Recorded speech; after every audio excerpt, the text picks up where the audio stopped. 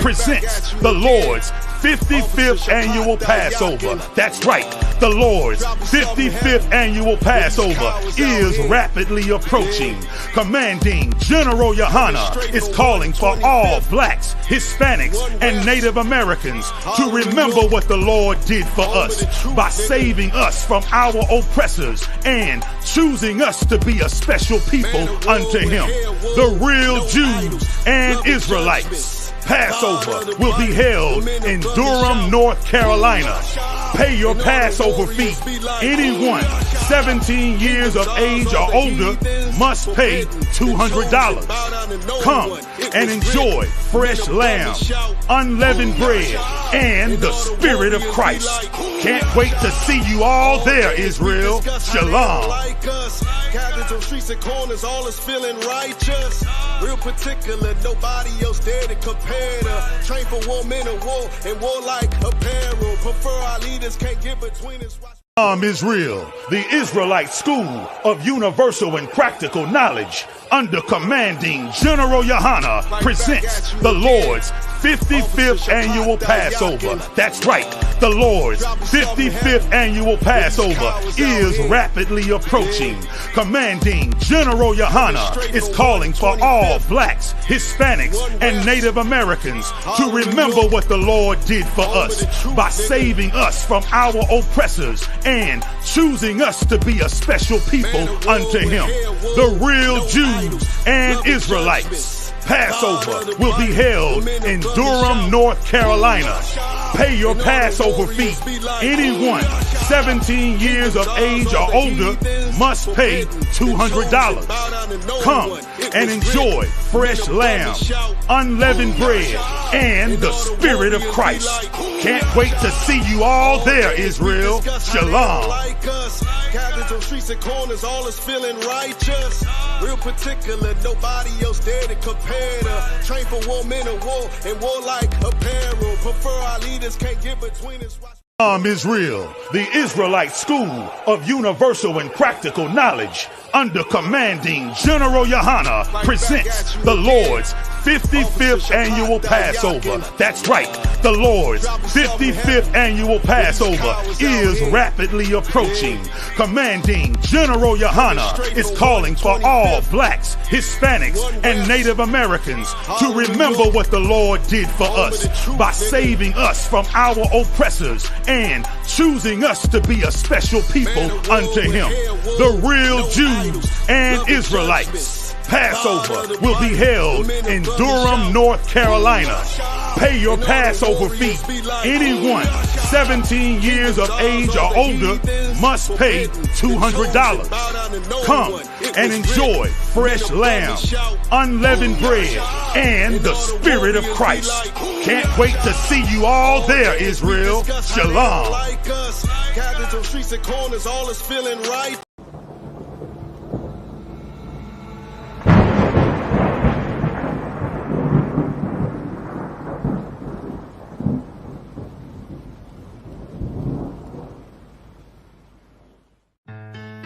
West till they bury me. I'm one west till they bury me. I'm one west till they bury me. I be one west to the death till they bury me. One west till they bury me. I'm one west till they bury me.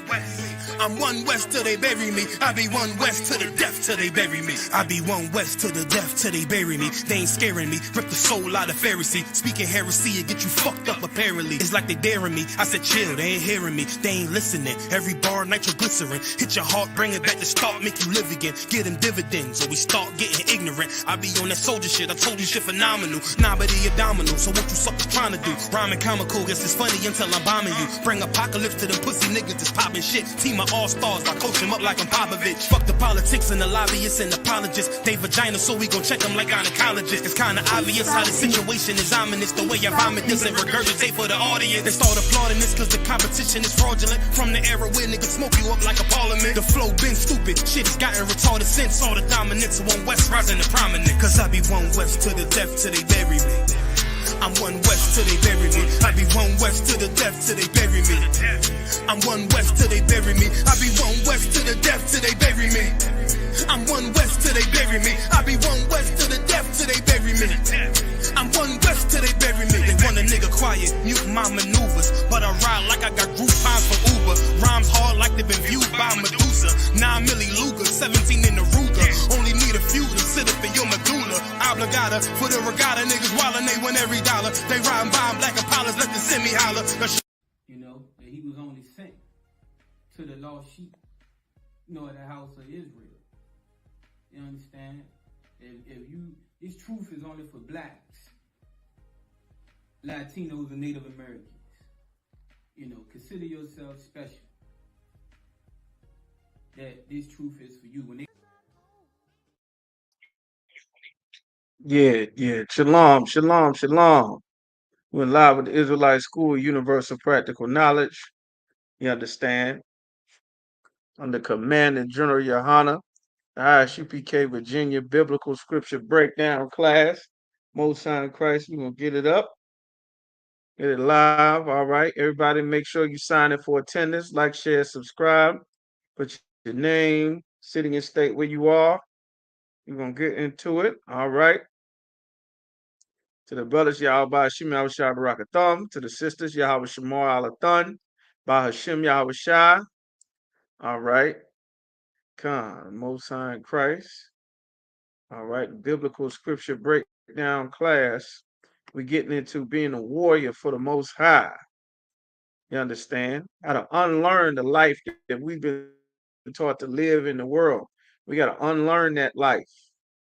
You understand? There's a lot of things that we were taught coming up that were incorrect that we have to unlearn as a people. You understand? Of course, in the ISUPK, we're everywhere.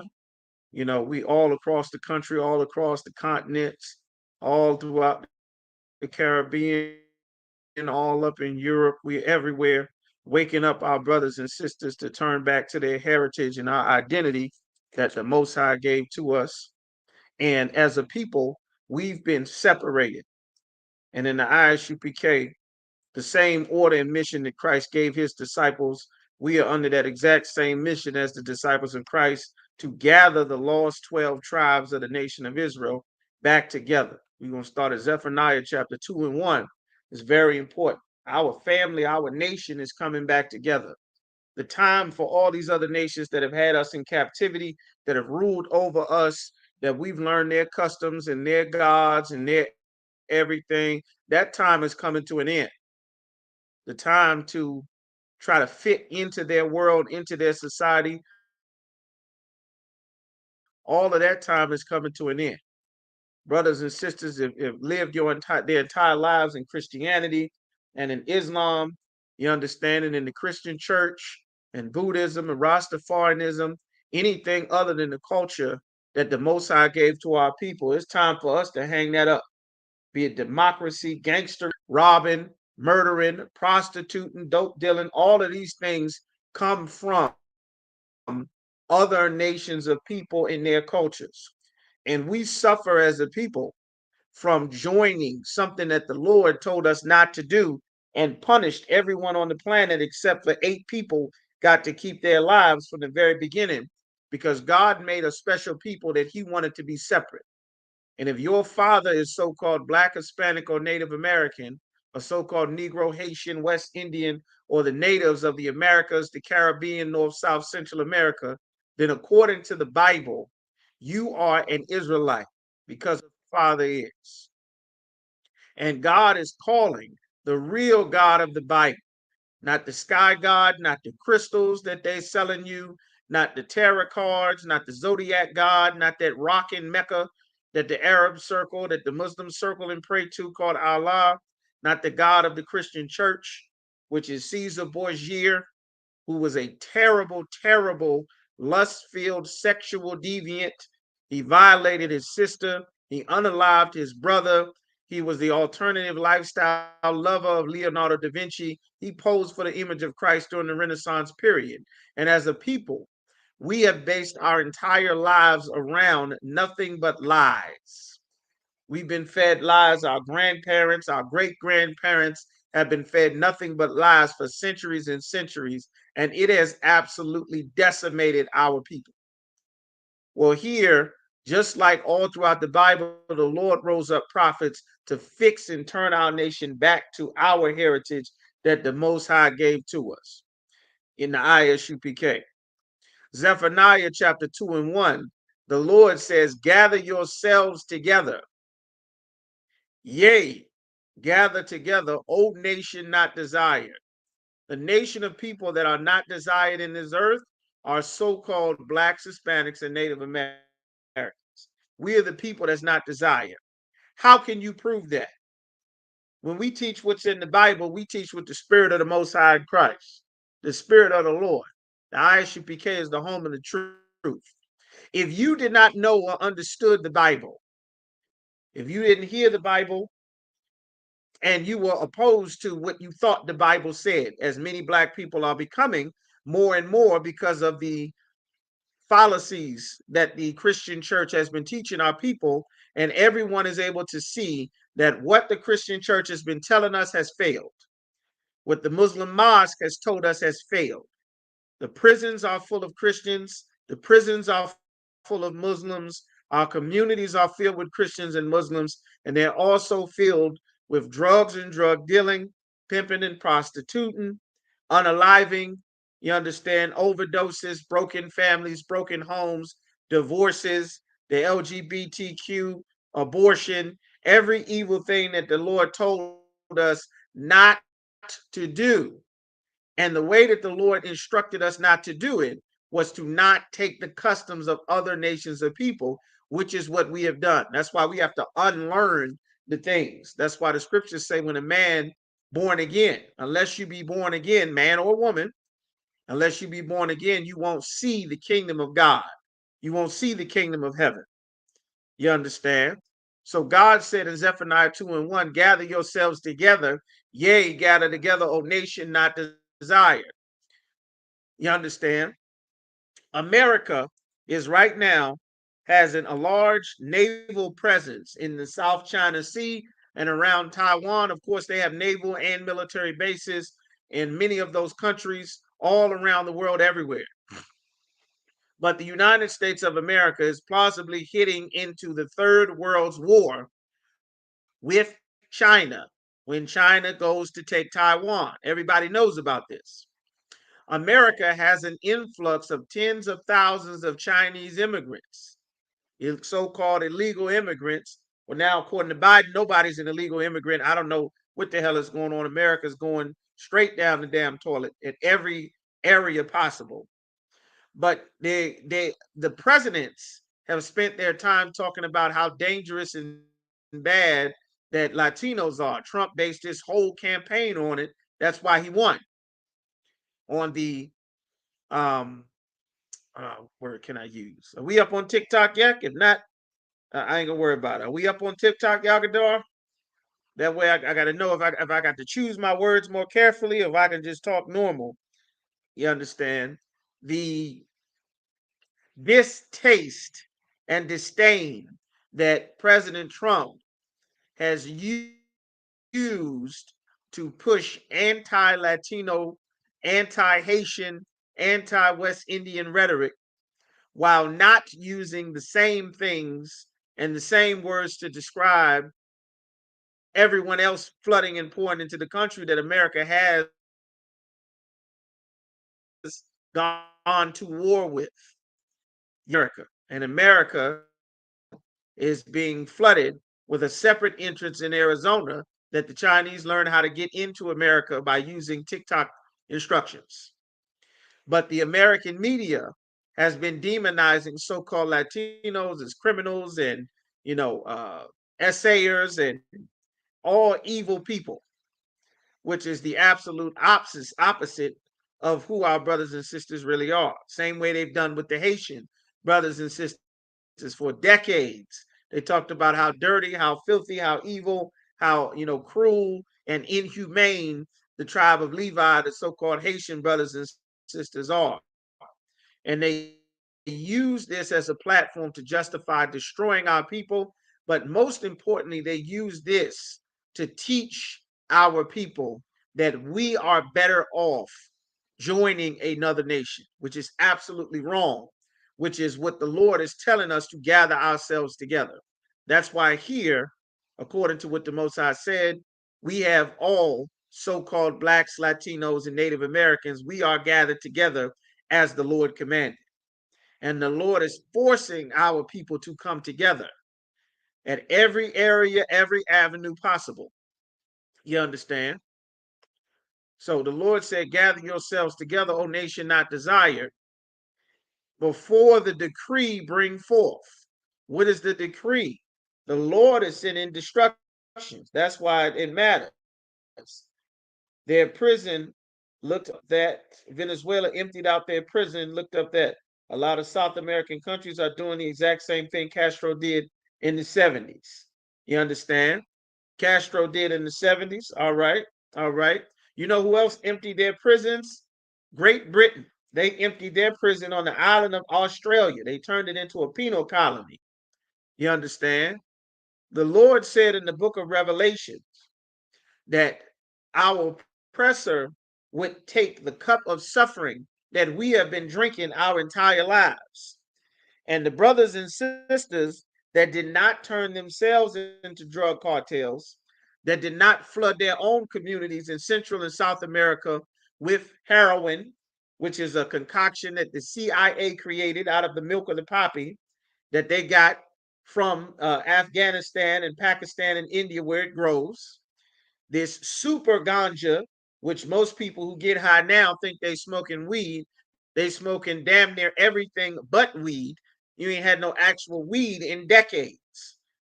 You understand that they also made and manufactured to turn you into just getting high, eating snacks, to a goddamn maniac walking into traffic, needing to smoke 40, 50 times a day, ruining your entire damn life. You understand? Now, of course, smoking anything, period, is against the Most High. And that is another thing that we must unlearn as a people so that we can repair ourselves culturally as a nation. What else did they do? They turned that coca leaf that the farmers down in South America, they turned that coca leaf, and the CIA created cocaine. You understand?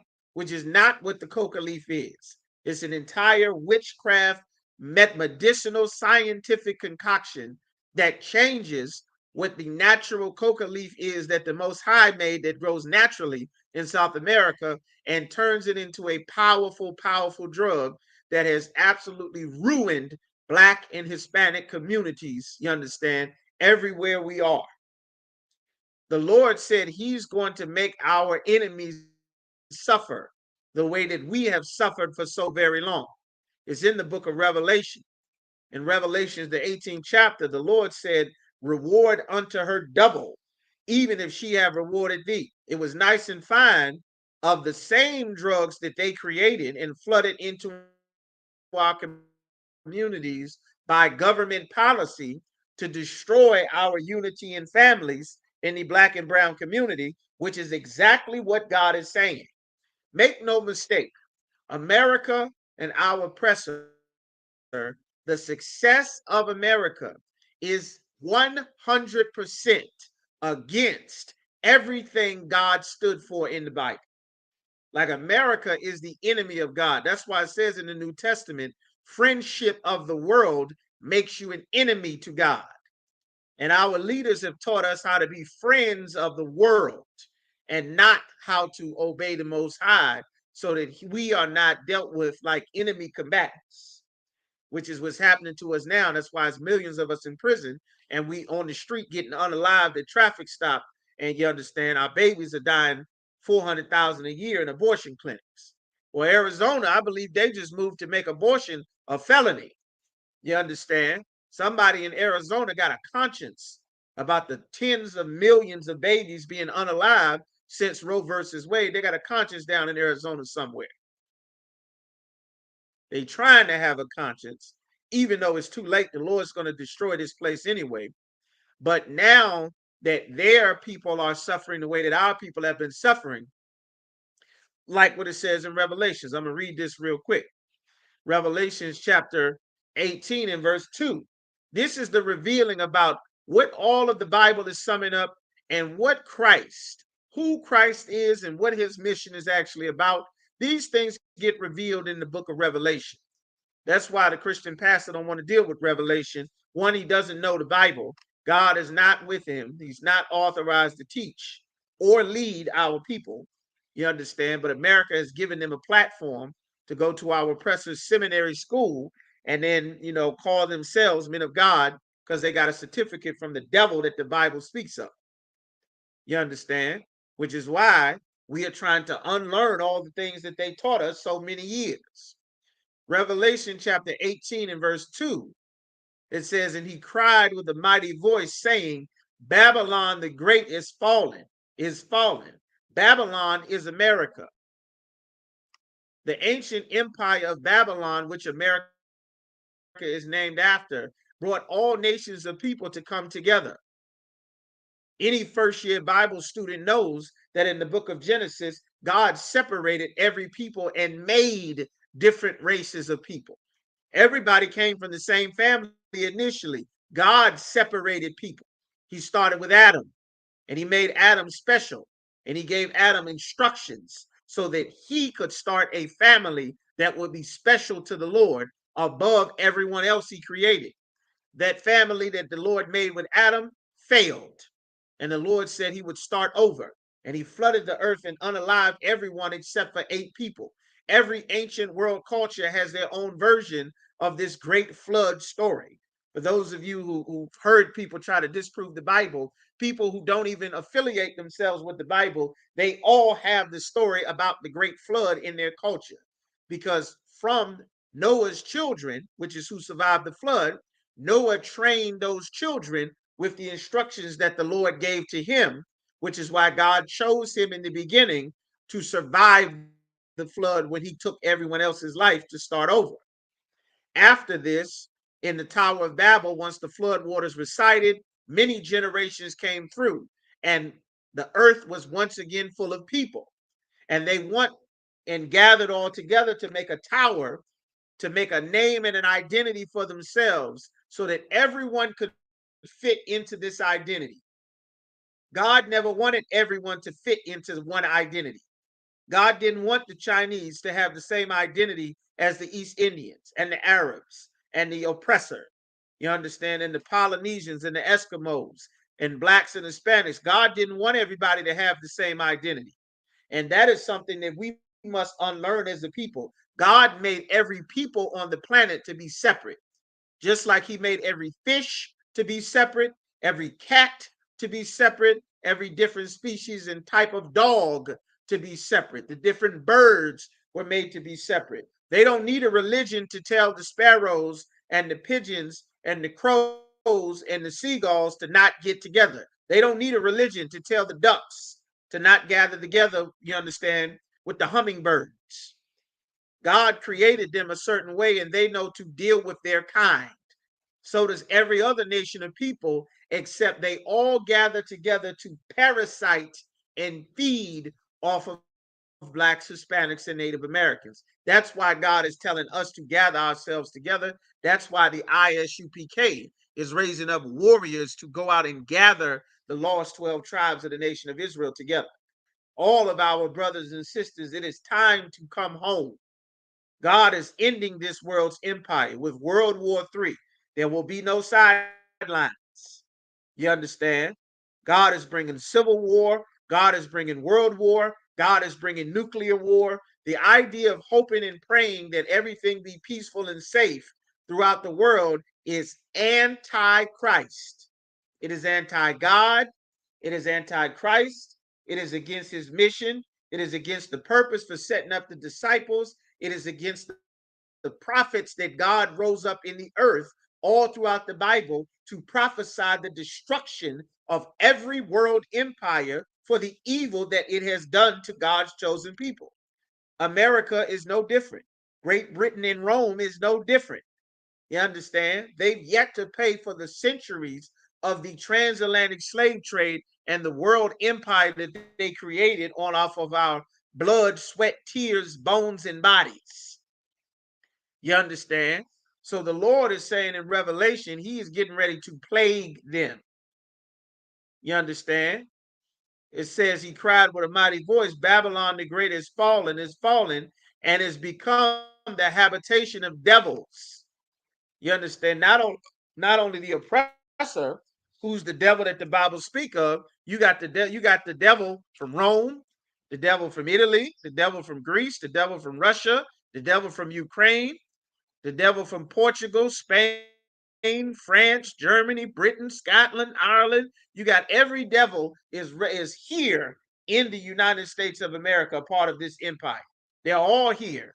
And because our oppressors made Babylon, like the scripture says, now they are gathered here in one place and they have one nation.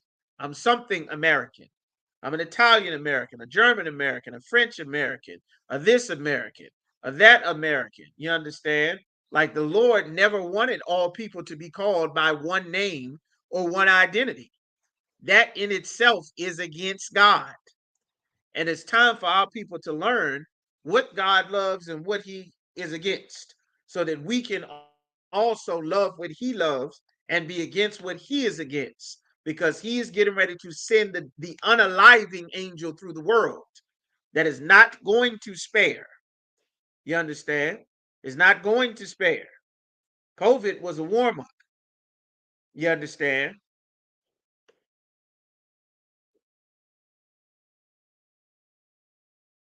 So, Revelation, we'll keep reading.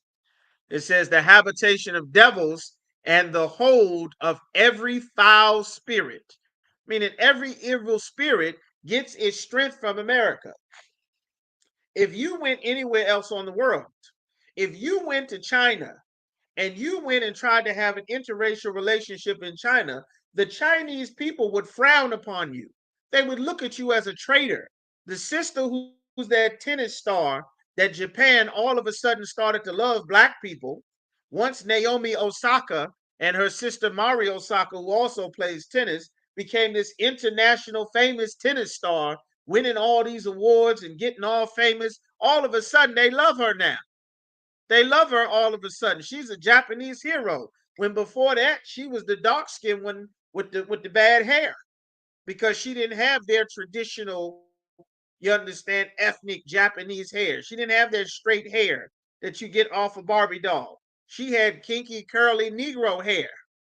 And she wasn't beloved. That's why they had to homeschool them as children, because you were looked at as a traitor if you went and made a family with another nation of people. You understand? If you go meet an Ethiopian, their parents are Ethiopian. Go meet a Nigerian, their parents are Nigerian. If you go now and marry outside of your people, they will look at you as a traitor. But it is an American concept, a very American concept, where you get this mixed people from, which doesn't exist. You're the seed of your father, but all of this love is love. It doesn't matter who you are. Love is love. It doesn't matter if your parents were from there. The sons of former slaves and the sons of slave owners gonna sit together at the table of brotherhood. You understand? Eating food prepared by the slaves, eating at a table made by the slaves, eating in a house made by the slaves that live underneath the damn floorboards in a shack outside. But you sitting together at the table of brotherhood. Every people would look at you as a traitor. They would not accept that. But they export around the world that everyone should be accepting, that everyone should be accepting. We should all come together. No more this and that. We all mixed and blended together. There's no more black. There's no more white. There's no more Asian. We're all just Americans. We're one people with one name. That is against God.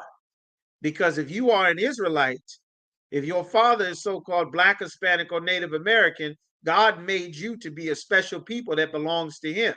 You aren't allowed to go and make a different name and identity for yourself. You can't join the family of the Arabs and be a Muslim. You can't join the family of the East Indians and be a Rasta. You can't join the family of our oppressor and be a Democrat or Republican or a Christian. You can't join the family of the Cushites and now go and be an Egyptian, or try to go and be an Ethiopian. You aren't allowed to go and join another family of people. And no other nation of people will accept you as their family. You can only be the family dog, the family mascot, the one who barks if danger is around, the one who's there to dance and shake and jig and make it popular and make nice sayings that everyone's going to repeat and nice songs that everyone's going to dance to so that they can exploit you and steal your music and your flavor like Elvis Presley and steal and take over your creations like Eminem and take the flavor and soul from your R&B groups and your soul singers and make NSYNC and Backstreet Boys and Nickelback and 98 Degrees and all the white boy bands and K-pop, Koreans doing the R&B soul music the Moabite way, or the MC Hammer dance and take that and make Gangnam Style, whoop, whoop, whoop, whoop, Gangnam Style, so that they can exploit and rob you blind and take the fried chicken that they learn how to make from black soldiers during the World War and the Korean War, and then they'll just call it Korean fried chicken. Meanwhile, fried chicken is biblically Israelite customs in the Bible. But they take it and make it something for themselves because unlike our people, every other people knows that they are on a team. And because our people don't look at being black and Hispanic like we find ourselves being exploited by other nations of people who fight together. You understand? So now he said it's become the cage. We're going back to Revelation 18:2. It says, and he cried with a mighty strong voice, saying, Babylon the great is fallen, and has become the habitation of devils, meaning the place where evil spirits want to be, and the hold of every foul spirit. What foul spirits take place in this place? What is a foul spirit that takes place? Y'all give me some. Y'all type in there. Let's see if we can get some. All right.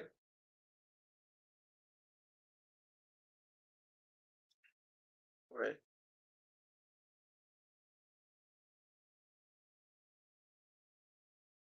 What are some of these foul spirits? This is a part of what we have to unlearn as a people. What are these foul spirits? You understand? Y'all give me some. You understand? All right. Brother Aharon said the LGBT lifestyle. That is correct. If you want to do that in Uganda, you're a criminal. In Kenya, in Uganda, West Africa, you're going to be a criminal. You cannot legally live an alternative lifestyle. In the Arab world, you cannot openly live an alternative lifestyle. You're not allowed to do that. That's a crime. But if you want to, you can come to America. They'll give you the calling, the coming out the closet day, the trans representation day, the Pride Month, the Pride Believer Month. You understand? You get all the rights. You'll get a flag. You'll get days. You'll get parades. You'll get rights to marry. I seen something with an LGBT woman, a lesbian woman. She went and decided she want to start a family. Two women get together, say they want to start a family, but you don't want to be under the authority of no man. You want to pretend to be the man. So now two women get together and get donations from a sperm bank. You don't want the man, you just want, the pieces of a man that you can get for your own benefit. And now you and your girlfriend go and decide y'all gonna have a baby. Yay, you got rights to do that here in America. But the girlfriend decides she don't want to be in the relationship no more. Uh-oh. You thought the patriarchy was the problem. By the way, those alternative lifestyle marriages that you swear is going to be so much happier than you being with a man, even though you're getting with a woman and one of y'all going to have to pretend to be the man and go and buy a fake rod, you understand, to pretend like you feel something and whatever. It's a bunch of confusion. But someone still is going to have to pretend to be the man, even though you're both pretending like you like girls. You understand? Well, she went on ahead and decided to get a sperm donor, and now, lo and behold, her LGBT lover girlfriend decided to leave her and walked out of her and the child's life. And now she's a single mother, and she wants to know, can she put the sperm donor on child support? Because the sperm donor should be legally responsible because this is the child's father. It's a bunch of confusion. You can't do this across the world. But America gives rights to every evil spirit. You understand? It's a bunch of confusion. Abortion. If you want to unalive your baby, you understand? If you don't want to deal with the consequence of the sex that you're having, you want to unalive your baby because for the first time in your life, you find out the big surprise that babies come from sex. And now here you are pregnant, but you didn't plan on being pregnant. You didn't really want to be with Jamal. You just wanted fun. It was All-Star Weekend. It was a birthday party. It was hot girl summer. You still got to get your career going. I need my degree. How am I going to afford it? Didn't plan on any of that. Well, in this evil society, if you got $400, $500, you can walk to Planned Parenthood and some animal will unalive your baby and twist and rip them out of you like you twist the cap off a bottle of soda that you get from the damn 7-Eleven. Well, you can do that legally here in America. You can't unalive your baby everywhere else in the world, but you can do that here in America. You don't want it, you put up the money. You have a right in this empire to unalive your baby. Well, God does not give you a right. God does not give you a right to unalive your baby. Your body doesn't belong to you. The baby's body growing inside of you doesn't belong to you either. You understand? The scriptures say your body is the temple of the Lord. So who the hell makes you believe you get to do some unaliving because you don't want to deal with another body that God put inside of you? But America, this evil empire, not only promotes abortion, but it exports the rights as a moniker of freedom. My body, my choice, so that women will be able to unalive their babies. And then they do an even crueler step as they try to say, well, this law needs to be in place for the women that get SA, they get assaulted, and they end up being pregnant. And the evil thing about that is the vast majority of those sisters getting abortions, they are not the sisters who were sexually assaulted. And even further, the sisters that do end up getting assaulted, which is a terrible crime and a unaliving penalty offense, according to God, those sisters usually keep that baby. You understand?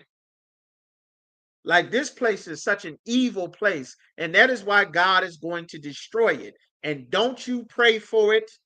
Don't you shed a tear for it. Don't you, I pray God, it be peace in America. And God bless America. God damn America. God hates this place. You understand? God is against everything that this place stands for. God, you had better train your spirit to dislike this place too. You understand?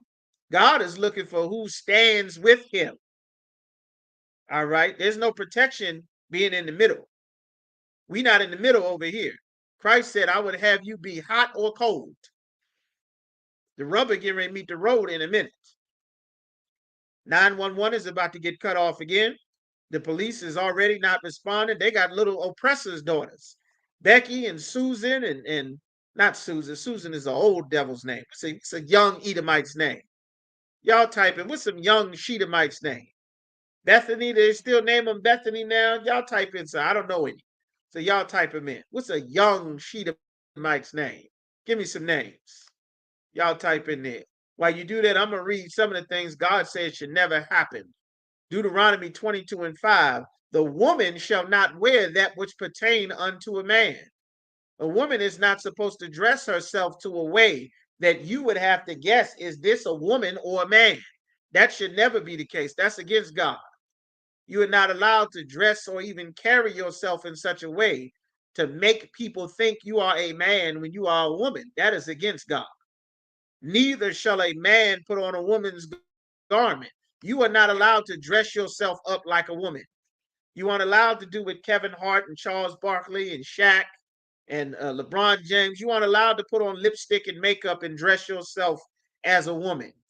You aren't allowed to pretend to be grandma or Medea or Big Mama or Shanae. You are not allowed to do that. That is against God. That infuriates God. You understand? Like a man is not allowed to wear what pertains to a woman. You aren't allowed to put on some damn pumps and some heels.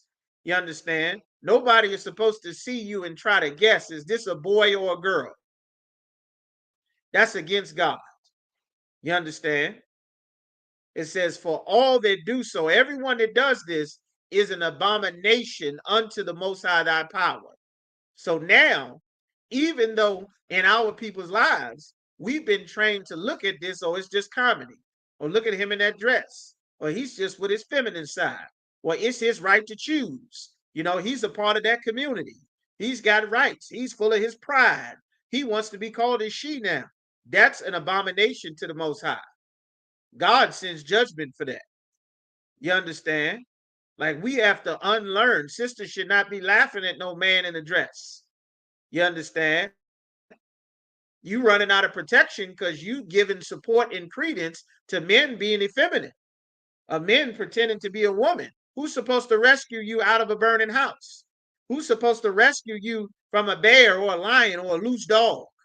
Who's supposed to come and rescue you from another evil man that's looking to do you harm?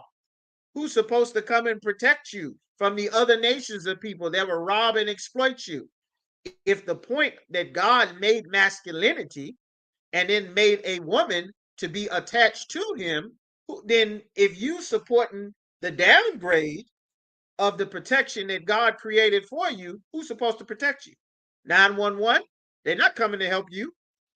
They coming up, they might unalive you like they did Breonna Taylor, like they did a Tatiana Jefferson. You understand? Like they did Alberta Spruill or Karen Goins. You understand? Like, that's not our protection. The other nations of people don't depend on 911 for their protection. They have their nation, their culture, and their society that insulates and deals with their people's problems. And in the ISUPK, this is what God has always intended for our people. And this is a part of coming into the truth. That's why you learn to keep the Most High's laws, statutes, and commandments. If you don't, you won't fit in here. That's why you learn to follow rules, to follow orders, to govern yourself, how you behave yourself, what you wear, how you how you talk, how you dress, how you carry yourself, what you will or won't eat, what you will or won't do, what you'll say or not say. You understand? Like, that's how you build a house. That's how you build a family. That's how you recreate that village that everybody black. It takes a village. Where's the village? Well, black people stopped building that village once we got the chance to integrate. We decided to build up the Democratic and Republican Party and the LGBT community and the Bloods and Crips and Gangster Disciples and Nation of Islam and the Black Panthers. And you understand, we decided to build that up instead of building that village back up. Well, the ISUPK has that village. We are building that village and recreating that village to make it a nation once again, just as the Lord commanded. You understand? So what are some of the Edomites' names? What we got in here? Brittany, Claire, Taylor, Karen, Ashley, Becky, Jessica. Okay, y'all got some. All right, Most High in Christ. You understand? There you go. Every foul spirit. Well, Jessica, Taylor, Ashley, and Karen, and Becky, they in New York right now getting knocked upside the head. They getting punched. They getting punched in the jaw, punched in the eye. Just random people just knocking the hell out of Ashley and Becky in broad daylight. You go on Twitter, go on TikTok, and you see swollen eye, lumped up face, little Shedamites talking about how men is just punching them in their face and just walking smooth off. And then they go tell the police, and the police say, you know what? We can't do nothing about this. You just got to take it on the chin. They in there talking about keep your head on the swivel and got to be aware of your surroundings and living the same nervous, uncomfortable, unsafe life that Black and Hispanic women have been living since what? 5, 6, 8, 10? You understand? Our people ain't never been safe in this place. Well, now our oppressors are not safe in this place either. Now they're unsure of their safety. They're unsure of their future. They're unsure if 911 will come and make them safe and make everything all right. The same way, and this is what the Lord was talking about in Revelations, the 18th chapter. It said, this place has become the habitation of devils and a hold of every foul spirit and a cage of every unclean and hateful bird. You understand? It's a very unclean for you to unalive your children. What else did they say was in there? Let's get some more. That LGBT lifestyle, that's against the Most High. Like, that's against the Lord. Leviticus chapter 20 and verse 13. This is one of those unclean birds, you understand, that the Lord is talking about. It says, if a man lie with mankind as he lie with womankind, both of them have committed an abomination. This is that alternative lifestyle. They shall surely be put to death. Their blood shall be upon them. That's why their community is filled with hepatitis, filled with syphilis, filled with HIV and AIDS. You understand? That's exactly what the Lord said. You understand? Like, that's against the Most High. What else does America export? Adultery. You understand? A woman leaving her man to go be with another man, or a man leaving one woman for another woman. Have sex with her, throw her away, decide I don't want to be with her no more. I found something younger and slimmer, and you understand? And I decide I'm going to go and be with her now and just throw you by the wayside. That's against the law. Your life's supposed to be taken from you for doing that. You understand? Like, you get unalived for doing that in a righteous kingdom. You understand? Leviticus 20 and 10. We're not saying to go take nobody's life now. We're saying this is what the Lord is saying, and the right spirit to have. You understand? Versus how we were taught to have and look at things from a soap opera, Bold and the Beautiful, Guiding Light, Days of Our Lives, Love and Hip Hop, try to find love on the damn TV show nonsense, that we have been taught to look at life that way because our oppressor has shaped our society this way. Well, we have to reshape our society back to what the Lord said. So Leviticus 20 and 10, it says, and the man that committeth adultery with another man's wife, a woman that has already been with a man, she belongs to that man until one of their lives is over, and they can't take each other's life. Even he have committed adultery with his neighbor's wife. The adulterer, that man, and the adulteress, that woman, shall surely be put to death. You understand? Like, that's against the Most High. We aren't allowed to live our lives that way. America, they give you rights. You can do gangbangs and threesomes and orgies and wife swaps and switcheroos and singles and hedonism and, Mardi Gras and Carnival. You can do all of those things. Like, that's against the Most High. That's against the Lord. You understand? That's how our communities get filled with STDs. Everybody having sex with somebody else's spouse. That's against the Lord. You understand? Like, the Lord sent this evil when we disobey him. Verse 11, it says, and the man that lieth with his father's wife, your stepmother, there's a lot of that damn stepmother nonsense everywhere showing up. Stepmother. Like, that's against the Lord. Like, that's our oppressor's culture. Man, hell, if you start having relations with your father's woman, you understand? Like, this is absolute madness in this empire. And that just goes to show again, the Lord said this place is the cage of every foul bird. It said his father's wife have uncovered his father's nakedness. That tale is for him. Everybody is not supposed to see her nakedness. That nakedness is for him to see, not you and everybody else on Facebook, Twitter, Instagram, and all over the city. You understand? The Lord said, both of them shall surely be put to death. Their blood shall be upon them, meaning that's your fault.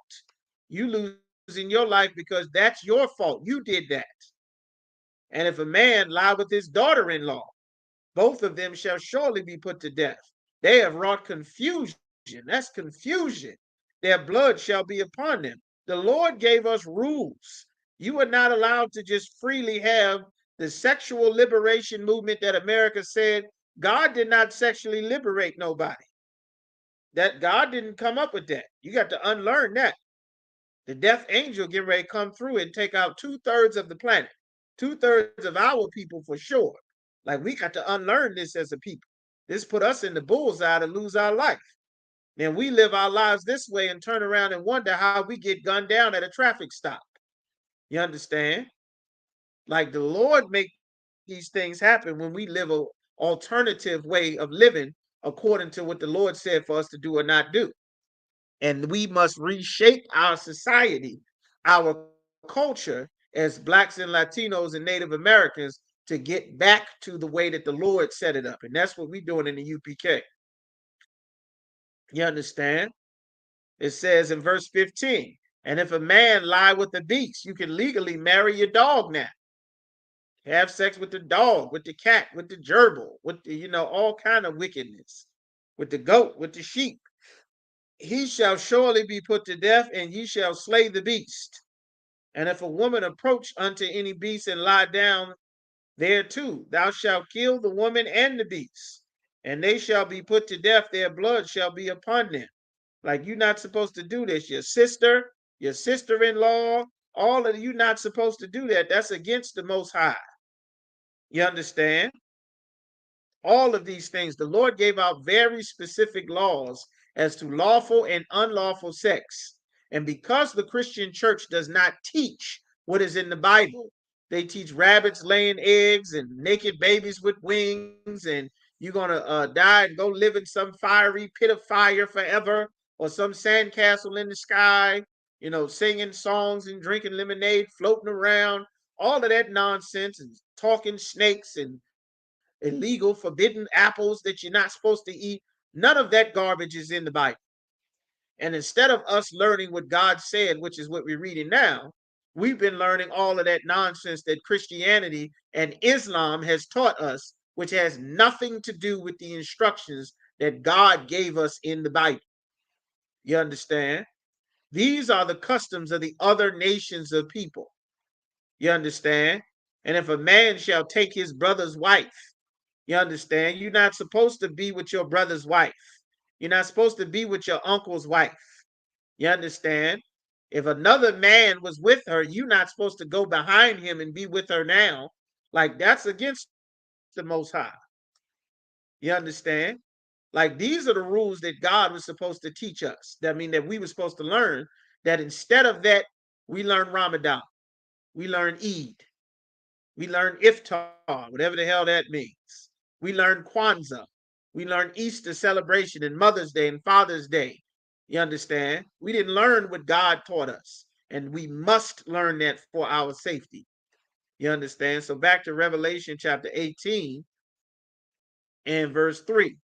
The Lord said, all nations have drunk of the wine of the wrath of her fornication. Everybody has drunk from the wrath, from the punishment of her getting in bed with everyone. Every nation is going to pay for getting in bed with America after America built this empire off of enslaving and genociding Blacks and Latinos and Native Americans. They are guilty of that. Everyone here doing business and trade, getting wealth and riches, nationally, internationally, they are all going to pay for every dollar, every penny, every crumb, every business deal, every trade, every level of advancement that their people benefited from doing business with America. They are all going to pay a terrible price from God for what they did. And nobody thinks it's wrong. They just think it's good business. It's just capitalism. You understand? It's just, this is the place to make a dollar. This is where I come to get resources to survive. You are coming to take resources from the Mexicans. That's whose land, Texas, Arizona, New Mexico, is their land. You're taking their resources to your own people. You taking resources from the Seminoles, the tribe of Reuben, the Mexicans, the tribe of Issachar, the Gadites, the rest of the Native American, the North American Indian tribes. You're taking resources from them and giving it to your people in Ethiopia and in Nigeria and Kenya and Congo and all throughout Africa and the Ukraine and Belarus and French and Spain and Ireland and Britain and England and Russia and all of China and Korea and Laos and Cambodia and India and Pakistan. You're taking resources that belong to the children of God in heaven so that you can feed your people. You understand? That is a crime. That's a crime. That's a sin against the Most High. That's against God. How many of y'all knew that when you walked in there, you walked into the black community and you saw that Chinese carryout? You saw the Chinese carryout. You saw the what's the other things? What's some of the businesses the Asians got in the black community? You understand? Y'all type in some of the businesses. Let's see. Some of the businesses in here. Who we got in here? We got brothers, we got sisters, Officer Call. You understand? We got the congratulations to the sisters, got their Hebrew name. You understand? Sister Deborah, Sister Tawabah, young man Kanak, got their Hebrew names this weekend, Most High in Christ. All right. We're gonna do a special something for a brother. You understand? Trooper Kazakia. We gonna do something special for this brother as well. You understand? One of our mighty warriors, Trooper Kazakia. You understand? We gonna get some scripture breakdowns and things there. The brother passed away recently. Just make sure you send up prayers for his family. May that brother rise again. Mighty warrior. We're gonna get into some scriptures for sure. You understand? So we're gonna come back to that. Wig shops, that's right, nail shops, healthcare, cleaners, beauty supply stores, laundromats. You understand? They got tons of businesses.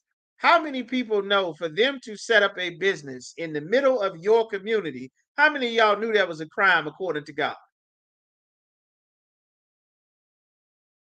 You brothers and sisters, how many of y'all knew that was a crime?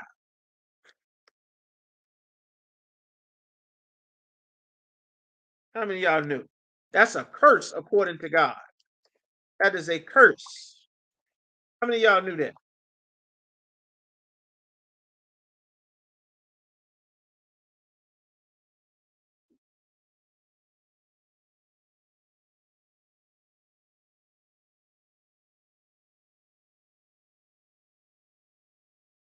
Like that's a curse according to God. Did y'all know that? I knew. Okay, one brother said he knew it was a curse. Con, sister said she learned from the school. Brother Iran said he knew it. Okay, one sister. All right, the sister said she did not know. All right.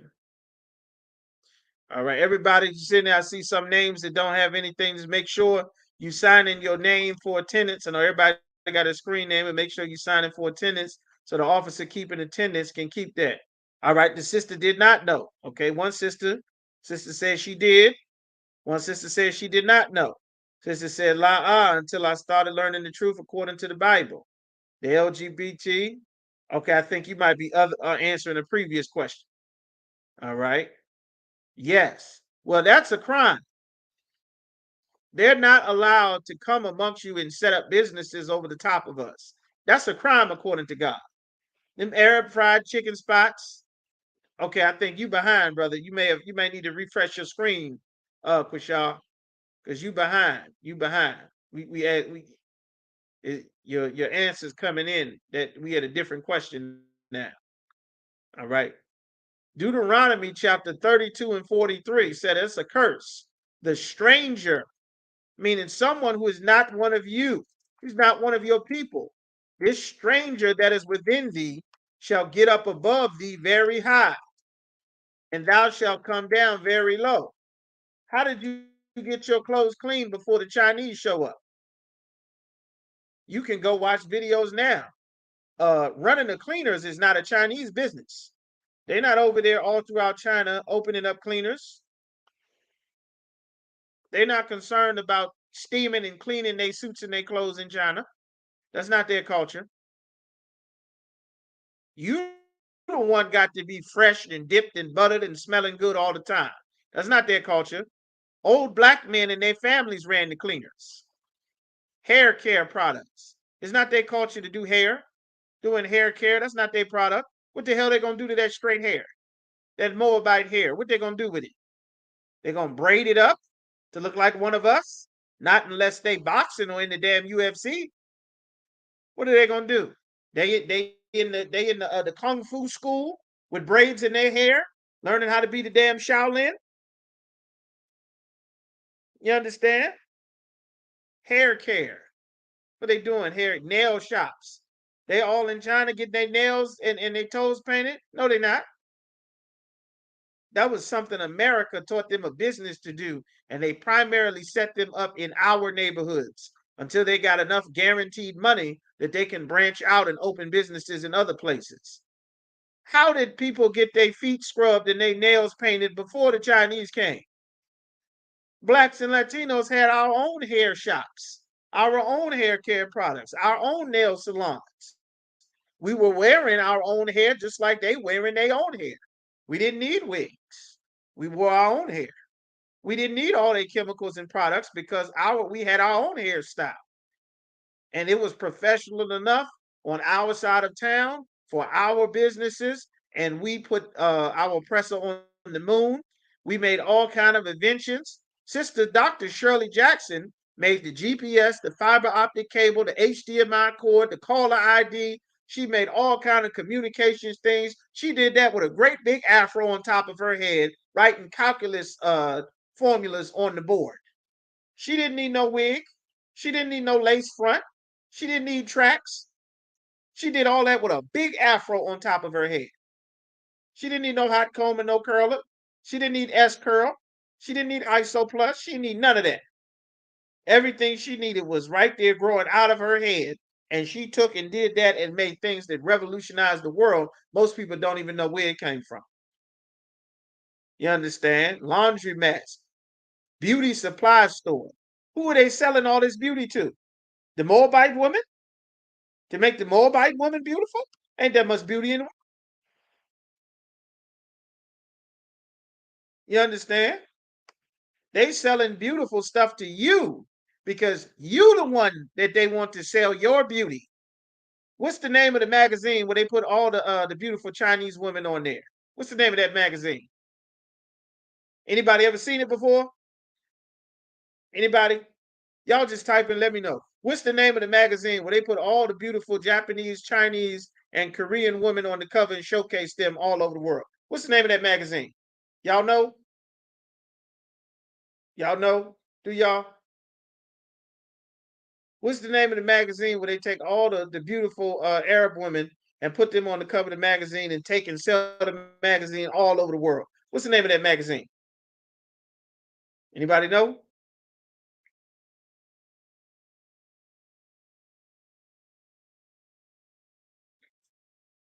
What's the name of it?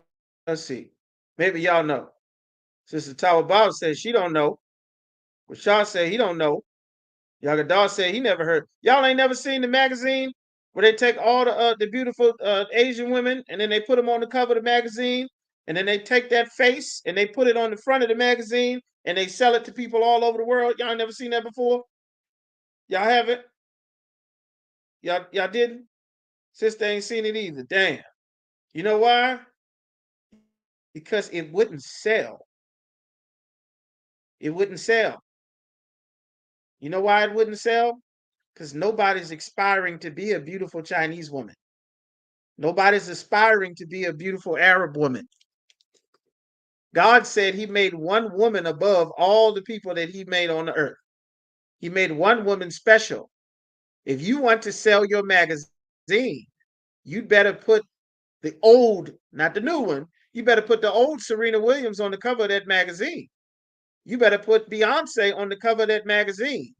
You better put Kelly Rowland or Rihanna on the cover of that magazine if you want it to sell.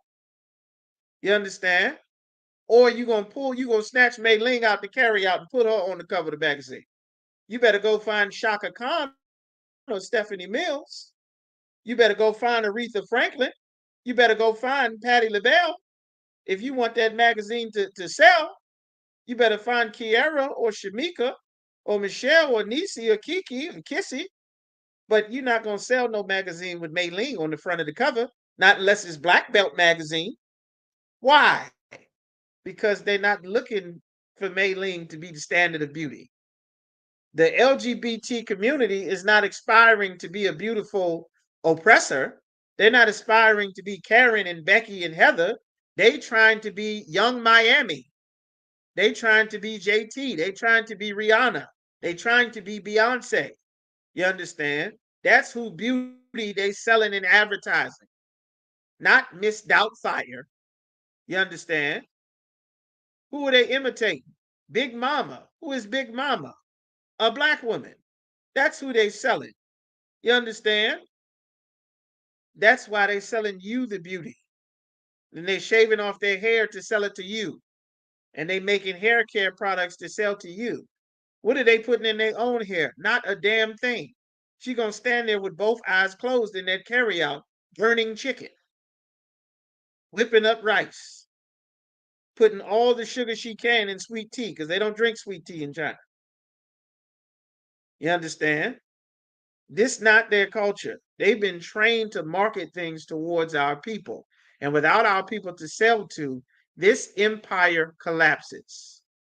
The world empires collapse. And because our people are waking up and turning to the truth and turning back to obey the Most High and taking on our culture again that the Lord gave us, now World War III, everybody getting forced into it.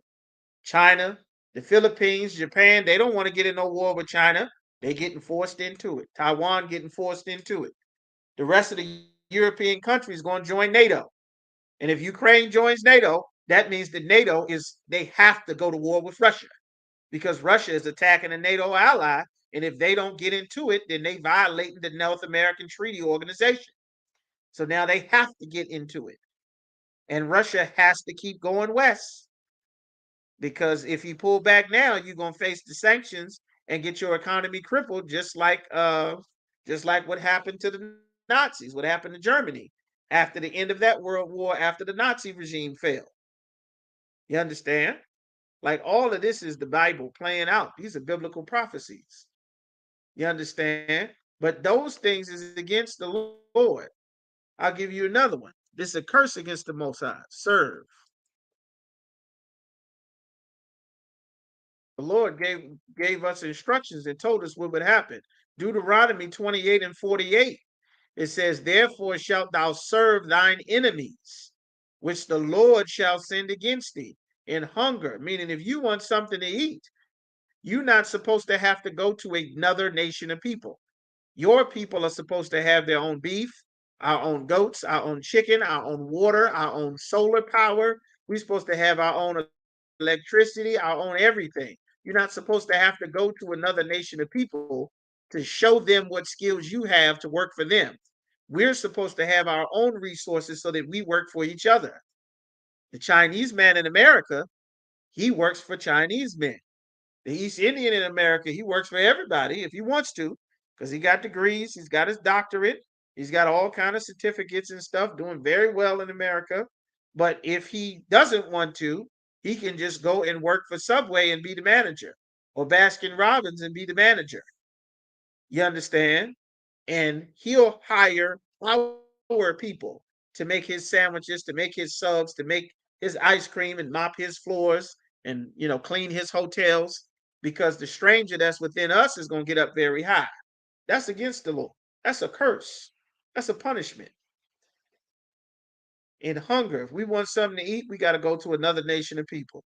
Even if we go to the grocery store, it's our oppressor's grocery store. Very rarely do you see black-owned crops, black and Latino-owned grocery stores. Most of the Latino shops is owned by the Chinese man or Korean man or an Arab. You understand? Very rarely do you see us being in control of all of our own resources and everything. So we have to serve an enemy if we want food, in hunger, in thirst, in nakedness. You want some clothes. We serve another nation of people because we don't have our own cattle, our own goats to make our leather, to make our garments, to make our wool. You understand? To make our furs. We don't have our own anymore. We did it one time, but they took it from the Gadites. They unalived the buffalo. They chased them off the plains. And in want of all things, and he shall put a yoke of iron upon thy neck until he have destroyed thee. Like going to another nation of people, that's a curse from the Most High. They're not supposed to be proud and set themselves up over the top of us. You understand? Like, that's against the Lord. And they have got into bed with America, and they're going to pay for that. All of the nations have come to get rich and wealthy in America. like it's an open market. Well, it is, because they've been selling the children of Israel, and God is going to charge them terribly for it. You understand? It says all nations have drunk. Revelation 18:4. It says all nations have drunk of the wine of the wrath of her fornication, and the kings of the earth have committed fornication with her. And the merchants, the salesmen of the earth, are waxing rich through the abundance of her delicacies. All the delicacies in America, all the oranges and strawberries and peach trees and carrot groves and all the corn, all the things they stole from the Mexicans, from the tribe of Issachar, from the Gadites, the North American Indians, from the Reubenites, the Seminole brothers and sisters, all of the wealth that they've stolen, all the bananas and oranges that they stole from Jamaica, all the fruit that they stole from Mexico, from Central and South America with the United Fruit Company, all of those civil wars that America started, you understand? All of those things that they've started, all in Central and South America, making drug cartels, death squads, starting civil wars, creating all kind of crack and cocaine and heroin, and flooding it on the community, stealing their resources, stealing the oil, stealing the silver, stealing the gold, stealing the pearls, stealing the diamonds, all the wonderful wealth and riches that they exporting and trading throughout the world. Those things belong to the children of Israel. And God is going to make them pay for it, something terrible. And it is right. And this is what the actual revealing of Christ is about. That's why it's in the book of Revelation. It says, for all nations and bunches. Verse 4, it says, and I heard another voice from heaven saying, come out of her, my people, that ye be not partakers of her sins, that ye receive not of her plagues. You understand? The plagues that's coming. For her sins have reached unto heaven. The crimes that she has committed have reached unto heaven. All of that unaliving, all of those things. God is hearing these things. The Lord said, reward her even as she have rewarded you, and double according to her works. And the cup which she have filled to her double, meaning she filled this cup up double. All the beating in people at traffic stops. Remember, for years before cameras came out, they used to arrest brothers on false charges, brothers sitting in prison talking about, hey, listen, these not my drugs. That's not my gun. Come to find out, the Kansas City Police Department been planting drugs on brothers. In Kansas City, they forcing sisters to prostitute underage. The detectives in on it. Traffic cops is in on it. You understand? Forcing brothers to keep selling drugs and they don't want to sell drugs. The Baltimore Task Force putting cocaine and pistols on brothers for decades. Biden and Hillary Clinton and Bill Clinton making policies to disproportionately in mass incarcerate blacks and Latinos when their oppressors and their sons and daughters, their Tiffany's and their Skylers and their Taylor, when they get hooked on opioids, now it's a national health crisis. Now everybody should carry around. Who remembers what they told you to do? How did they teach you? For those of you brothers and sisters that's a little older, if you was around in the 80s or around in the 90s, in the 80s, what did they teach you to do to stop someone who was overdosing? What did they teach you to do? How did they teach you to deal with that? Who in here got some gray in their hair? Who here? Who here knows? Who over 30? What did they teach you to do? Somebody was overdosing on some drugs. How did they teach? What did they teach you to do? Huh? Who in here? Don't speak, I'm gonna call your name. Who we got in here? You understand? Anna Yagadar. Who in here? Sister Aisha. Who in here? Call Sapar. Tower Baf. Deborah. Who in here? Shemaga Bar. Aharon. Anam Atazar. Who in here? Yagadar. Okay, we in here. How did they teach you to deal with that? What did they teach you to do? They told you to turn them on their side so that they don't vomit. All right. Aharon said nothing. I've never been told to turn somebody on their side so they won't suffocate when they vomit. They ain't never told us that. You know what they told us? Let's see anybody else in here. Sister said one. Maybe you didn't hear the question, sister. I was saying, what did they teach you to do if somebody was overdosing? Sister Deborah is right. Not a damn thing. If you was overdosing, you was overdosing. That's it. I now said, call 911. That's right. Well, you know what they say now? They say, go to the pharmacy and get you a free Narcan. Get you a Narcan. Regular citizen. Go get you a Narcan. Pick one up from your pharmacy for free. If you see somebody overdosing, they look like they're getting ready to give up the ghost. You take that Narcan and stick it in their nose and squirt that Narcan up in their brain so they can flush the dope out of their system and get their heart back started again or whatever it is. Yeah, they didn't have no campaign to stop you from overdosing back in the 80s and the 90s and all that. But now that Skylar is overdosing, now that Heather is overdosing, now that Becky is overdosing, now that Claire and Brittany and Ashley are getting ready to overdose, everybody get you some free Narcans. Everybody make sure you got a Narcan. Keep a Narcan in your purse just in case. This is a community problem. It's a health crisis. We got to help these people. They're sick. They didn't have that approach when it was us. And they didn't spend hundreds of years in slavery either. You understand? The Lord said, reward unto her. And they are being unalive. They overdosing all. They're young. And they overdosing on these opioids and the Xanax and this Oxycontin and the codeine and the pills and the morph. Oh, they overdosing so hard. It's so sad, so terrible. Well, nobody gave a damn when it was Maria, when it was Javier, when it was Man, when it was Jermaine, when it was Ricky, when it was Nate, when it was Kenny. Nobody gave a damn then.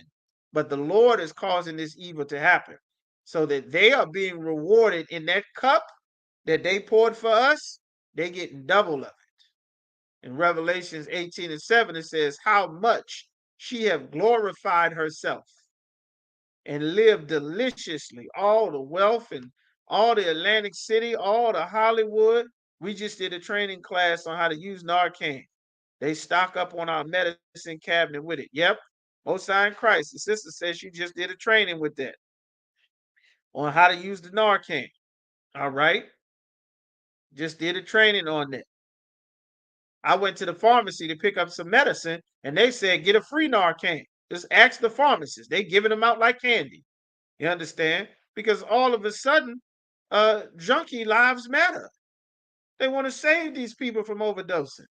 That didn't exist when I was young. Nobody was trying to save them.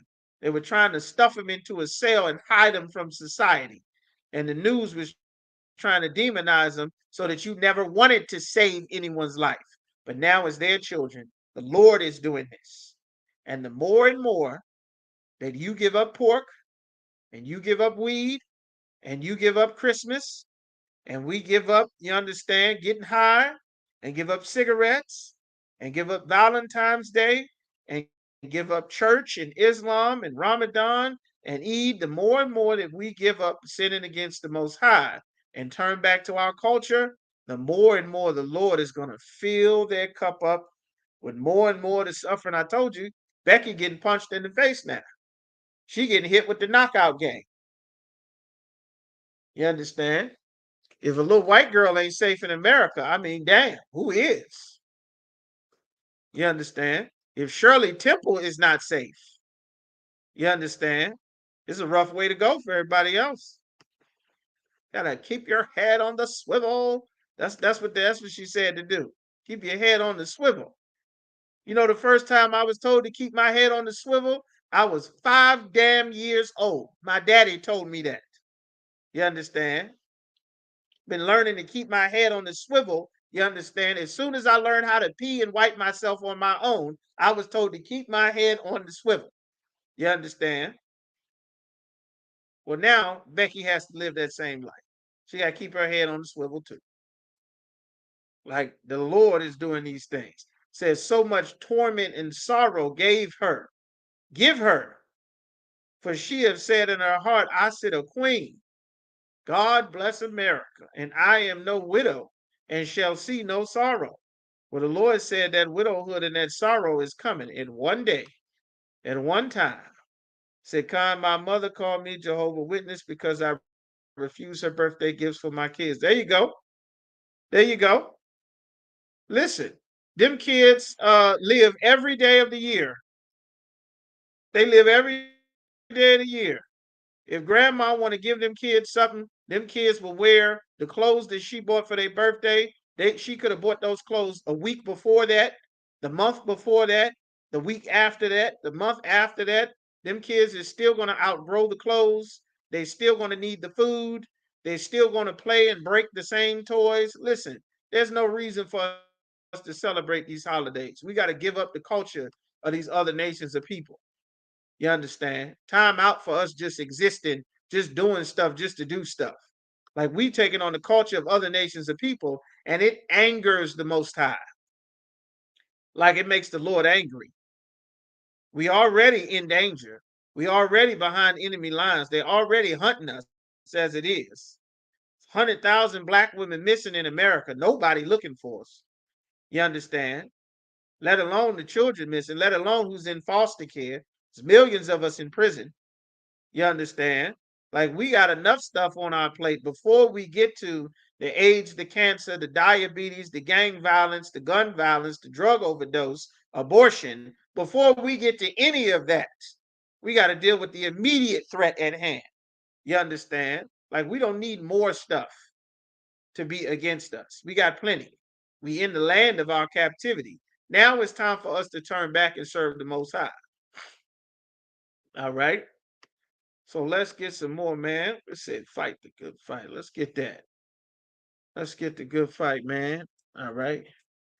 We got to change that. We're going to go to Leviticus. We're going to go to Leviticus chapter 19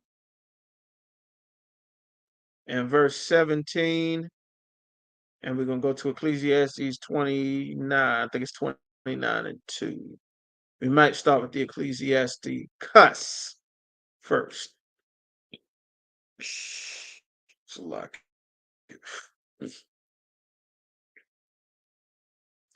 But with just a moment, of course, y'all got questions. Y'all typing questions. I can enter the messenger so I can get to that. Ecclesiasticus 29 and 2. Like we got to be more careful about how we treat each other. Into that name and keep that word. To the place of pay to give it this season. All right, bear with me just a moment. Amen. What a state to show. So like help.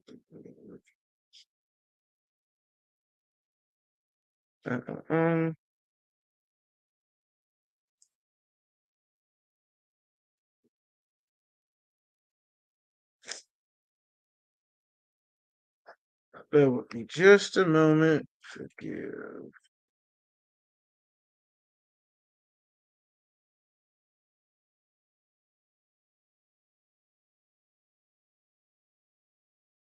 With me just a moment.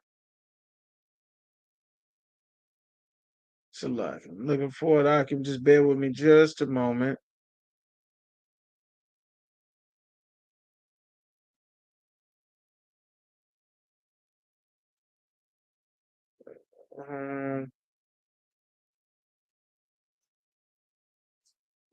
Okay.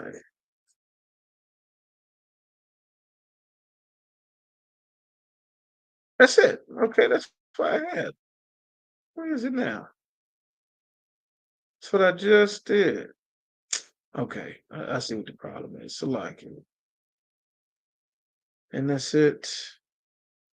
Ah, damn. That's what it is. It's 28 and 2, not 29 and 2. I was one chapter off. Salaki, okay. All right. Yeah, that's it. So no, listen, Mom, we obeying the Most High.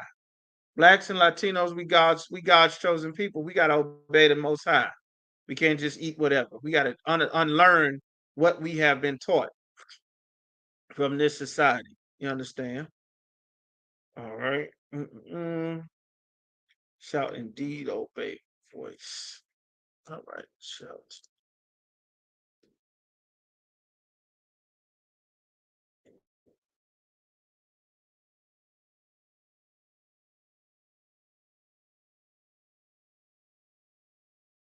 all right. So now we're actually gonna start with First Peter chapter 5 and 8, because that I do need. First Peter chapter 5 and verse 8 is very important to understand. This is a part of obeying the Most High and also learning what we're doing and how these things work. A lot of our people don't realize the way that we've been taught to live, thinking things don't matter, rules don't matter, a lot of things don't matter. Those things set us up to be destroyed. You understand? The reason that the dog is put on a leash is because the dog's actions are not trustworthy. You can't trust that dog. That dog doesn't have the capacity to understand rules and laws. So you must leash that dog. Otherwise, he's going to run up. He's going to pee on something. He's going to hump something, sniff something, bite something, chase something. He don't understand the impact of what he's doing. And we cannot behave like an animal, like a beast. A bear just wandering around, you can't trust a bear or a bobcat. Or if you saw, if you just walking around, you see a mountain lion or a bobcat just walking through your backyard, you go into the car, you see a bear walking around, what would you think? What would you brothers and sisters think? You understand? Going to my car. Yeah, I'm gonna run to the store real quick. I'll be right back. Y'all want something from the store? All right, we going to the store. All right, come on, let's roll. Hey, brother, roll with me to the store real quick. You understand? Here we go to the store. We getting out there. We getting ready to get in the car. It's a damn mountain lion just walking around. Just walking around. You see the mountain lion? The mountain lion see you? Just walking around. And what are you thinking? What's in your mind? Are you out walking somewhere and you see an alligator? This is a damn alligator. You going out, take out the trash and just in the middle of the street, just on the lawn, just chilling. The damn alligator. The alligator see you, you see the alligator. The bear look at you, you just wandering around, just walking. Abort the mission until they leave. That's a good answer. Kushal said, abort the mission until they leave. All right. What else? What we got in here? What happened to all these sisters in here? It was about 10 sisters in class. I see 1, 2. Come on, y'all. What y'all doing? Y'all gonna talk to the kitty? Y'all gonna pet the bear? You gonna pet that dog? You gonna pet that dog? You understand? What y'all doing? All right. They can have that trash. She said they can have that trash. One sister said, go the other way. Sister Raha said, time to go. Anna said, go the other way. Yagadah said they can have that trash. Abort the mission. La sir. Sister said, la sir. I'm going back in the building. Okay. So she going back. Y'all not gonna give it the benefit of the doubt? Y'all not gonna say, well, not all dogs are bad. Not all alligators are bad. I seen little white boys in the swamp, little oppressors, Duggar and Hunter, they out there swimming with the gators and petting them on the nose and cuddling with them and everything, all on Instagram. Y'all not gonna give them a shot? Sister Aisha, you're not gonna give them a shot. Sister Raiha, I know y'all not gonna give them a shot. You just gonna assume, Rashad, you ain't gonna give them a shot either? No, you're not. Why? Because you know that the reputation of this animal means that chances are you are in danger. You know that this animal cannot be trusted. This animal can't be trusted. This animal is dangerous. This animal doesn't have a conscience. I know how this animal will behave. I'm snitching. I'm calling animal police. You understand? It can't behave. It can't be trusted. I know that if this animal gets the opportunity, I know this animal does not have a conscience. This animal will attack me. My life is in danger. Someone needs to take this animal and subdue it and put it somewhere in chains somewhere. You understand? Well, that is the reputation of how our people are being perceived around the world. because that's what America exports about us. And because that dog cannot control itself, and that mountain lion or that bobcat or that bear don't give a damn about no sort of rules, no sort of regulations, no sort of, well, I better behave myself this way, otherwise I'll give a bad name for all bears. You understand? I don't want the world to look at bears in a negative light, because, people see me and they see these claws and they see me just walking around breaking stuff and knocking over stuff and busting in people's houses. I don't want people to get the wrong idea that this is all that bears are about. They don't give a damn about none of that. And you are right. You better get the hell away from them, or be prepared to, get somewhere safe, or take their life if necessary, because they're not going to hesitate to take yours. And they don't give a damn about your welfare, your safety. And we as a people cannot be like that. And taking the customs of the other nations of people not only has the world seeing us that way, but it also has many of ourselves seeing each other that way. And God gave us laws, statutes, and commandments to make sure that not only would we have wisdom and a reputation based on the wisdom that he gave us, so when the nation see us, they don't see that loose bear that's going to tear up everything. They don't see that bobcat that cannot be trusted. They don't see that, that mountain lion that's, oh my goodness, we better go back inside. No, no. I seen one of them. Oh, what's that? 4, 5 of them? Hell no. No, no, no way in hell. Nope. Nope. Yeah, no, we're gonna have to do it tomorrow. No, no, no, no. Maybe a little later on, not right now. Nigga, is that a bear? No, hell no. We ain't doing out there. The way they act, the way she act, no, no, no, no, no. I ain't gonna do nothing like that. You understand? Well, the Lord has an oppressor. Well, our people have an oppressor. He ain't oppressing the Lord. He oppressing the Lord's people.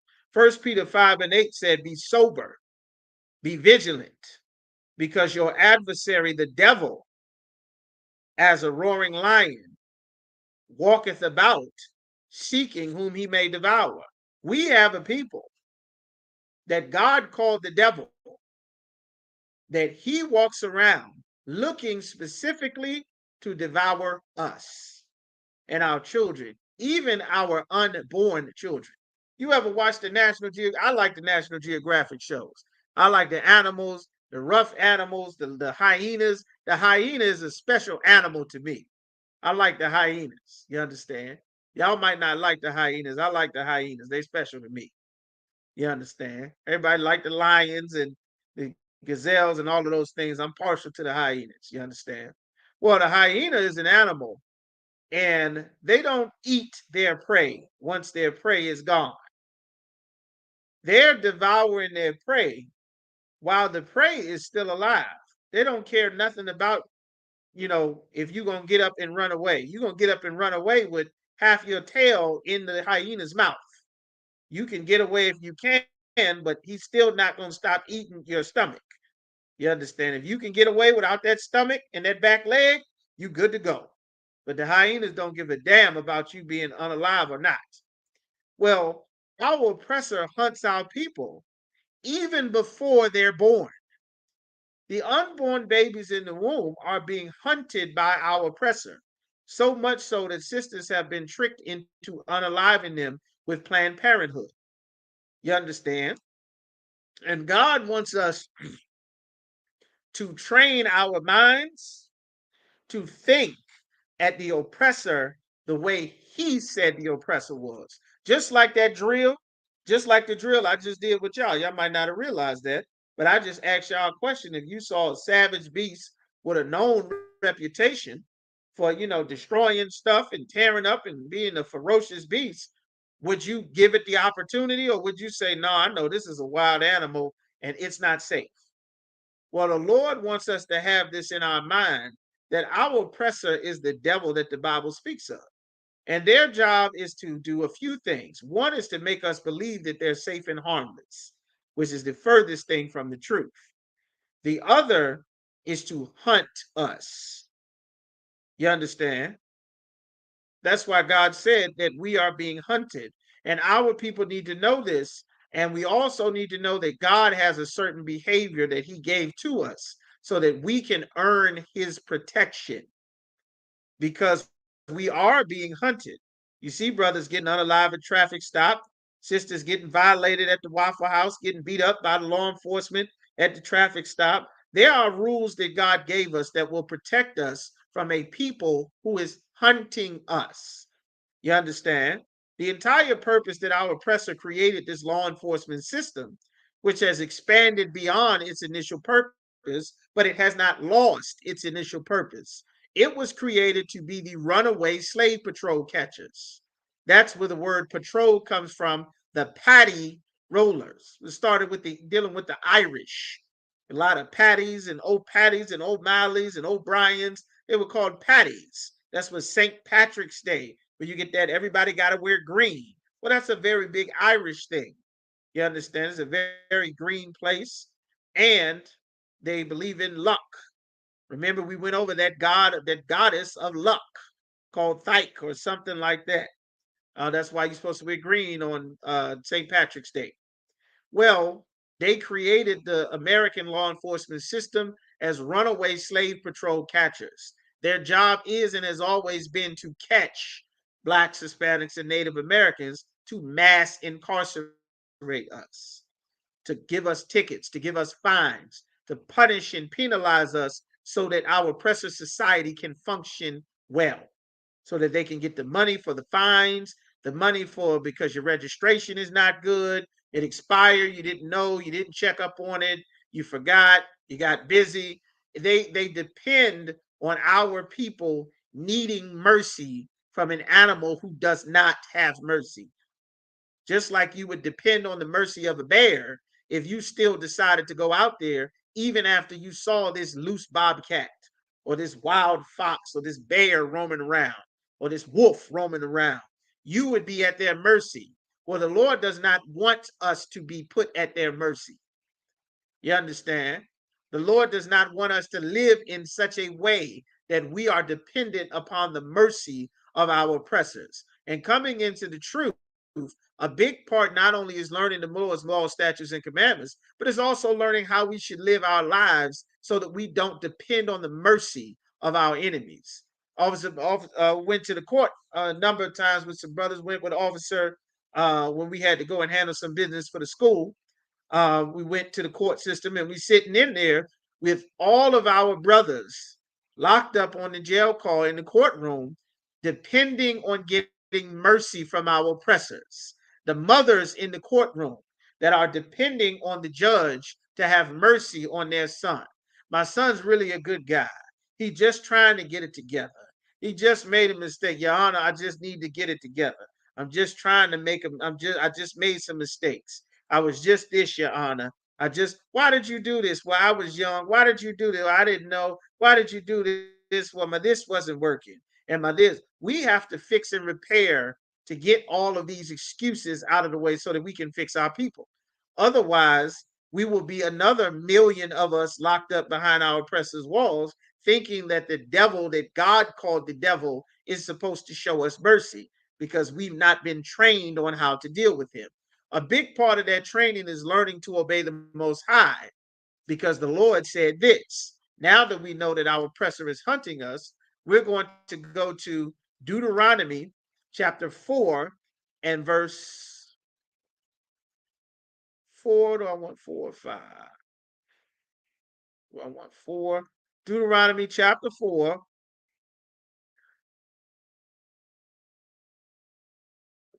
Uh-uh. 4 and verse 1. We're going to start at verse 4 and 1. These instructions that the Most High gave to us, they are the core foundation of who you are. If you are a Black, Hispanic, or so-called Hispanic, Latino, Native American, if your father is one of these 12 tribes on either side of my face, you lift it up here so you can see it. If your father is one of these 12 tribes underneath of here, you are God's chosen people. The Chinese have their records and their history of who they are, their culture, Their ups, their downs, the Arabs, the East Indians, everybody does. Their religions, their cultures, their heritage. They have all of those things that make them a people. This in the Bible is what makes you who you are, young brother. This is who you are, sister, little brother, little sister. You understand? This is who you are. This is your identity. This is what makes you who you are.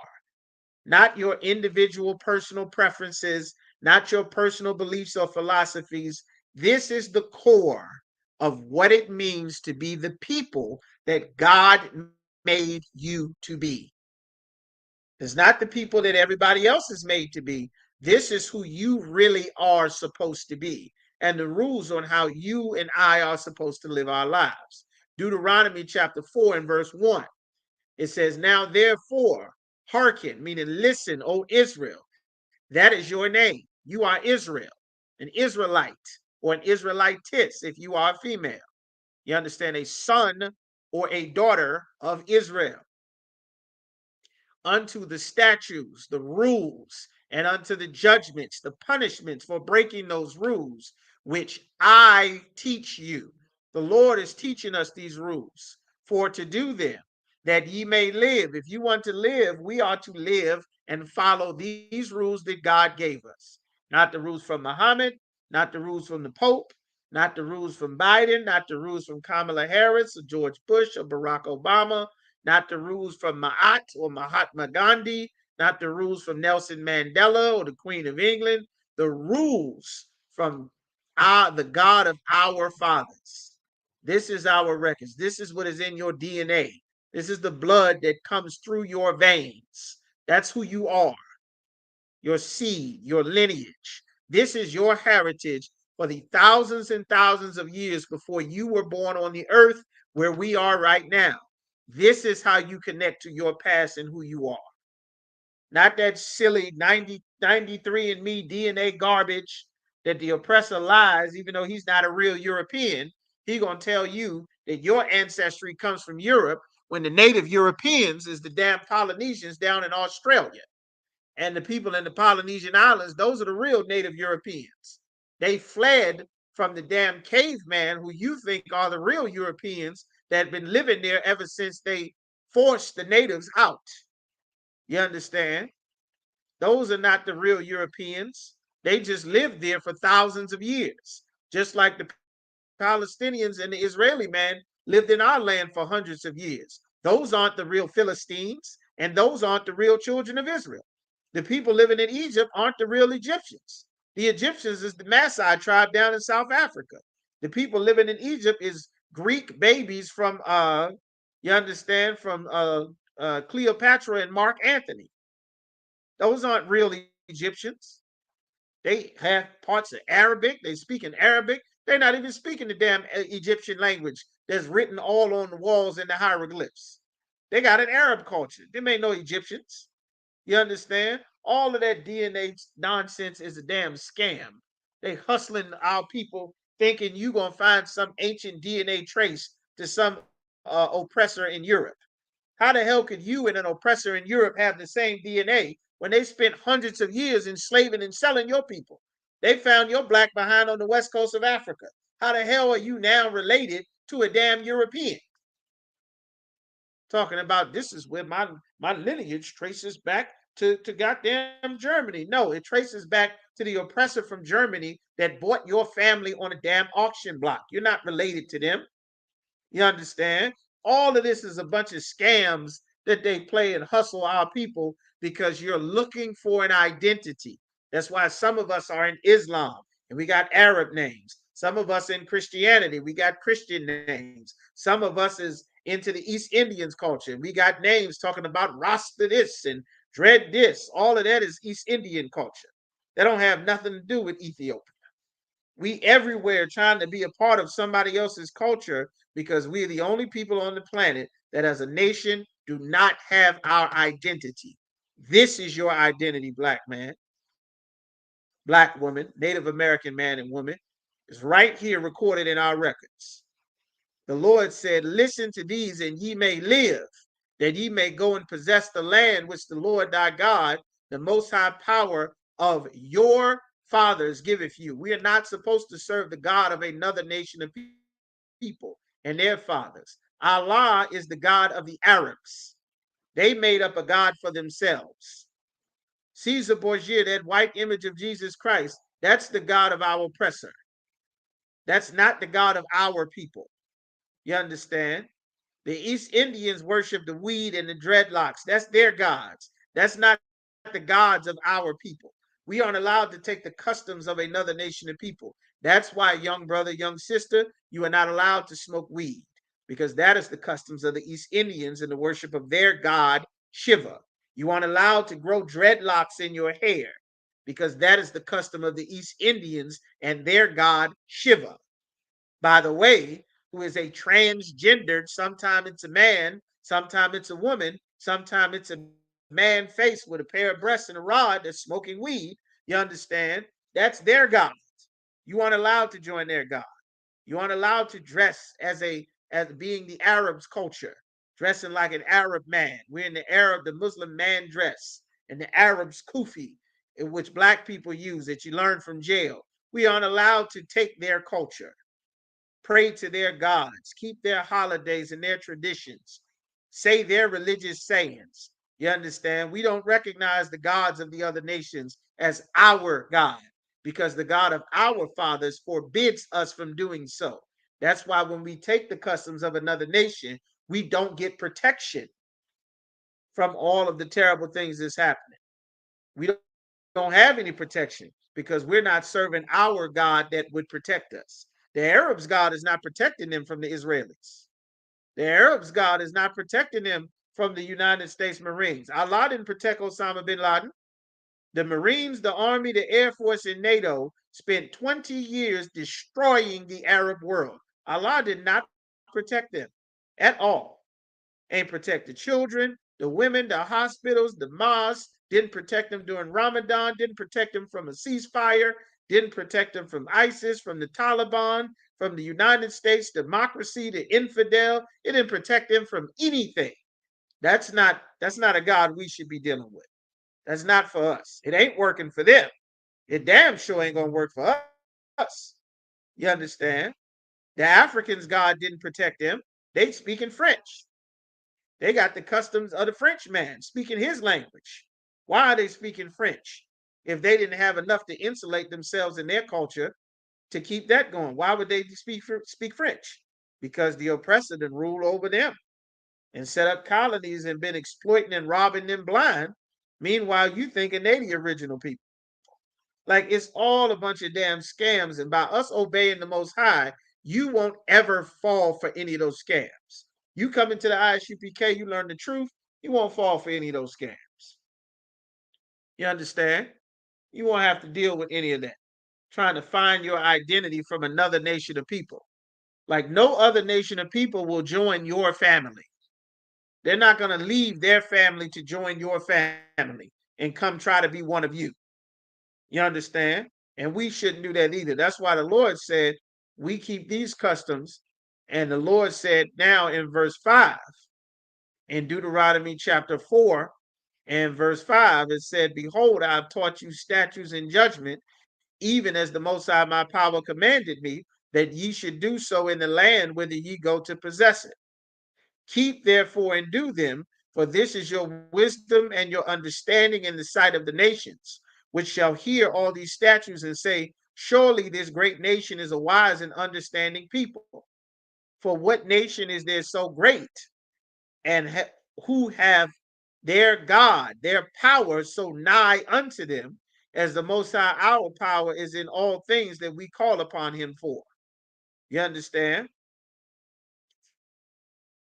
And the Lord said this furthermore in verse 9, "Only take heed, be careful, take caution to thyself, and keep thy soul, keep your mind, your being of who you are diligently on these laws. Don't let who you are disintegrate into, just taking anything, following anything, serving anything, saying anything.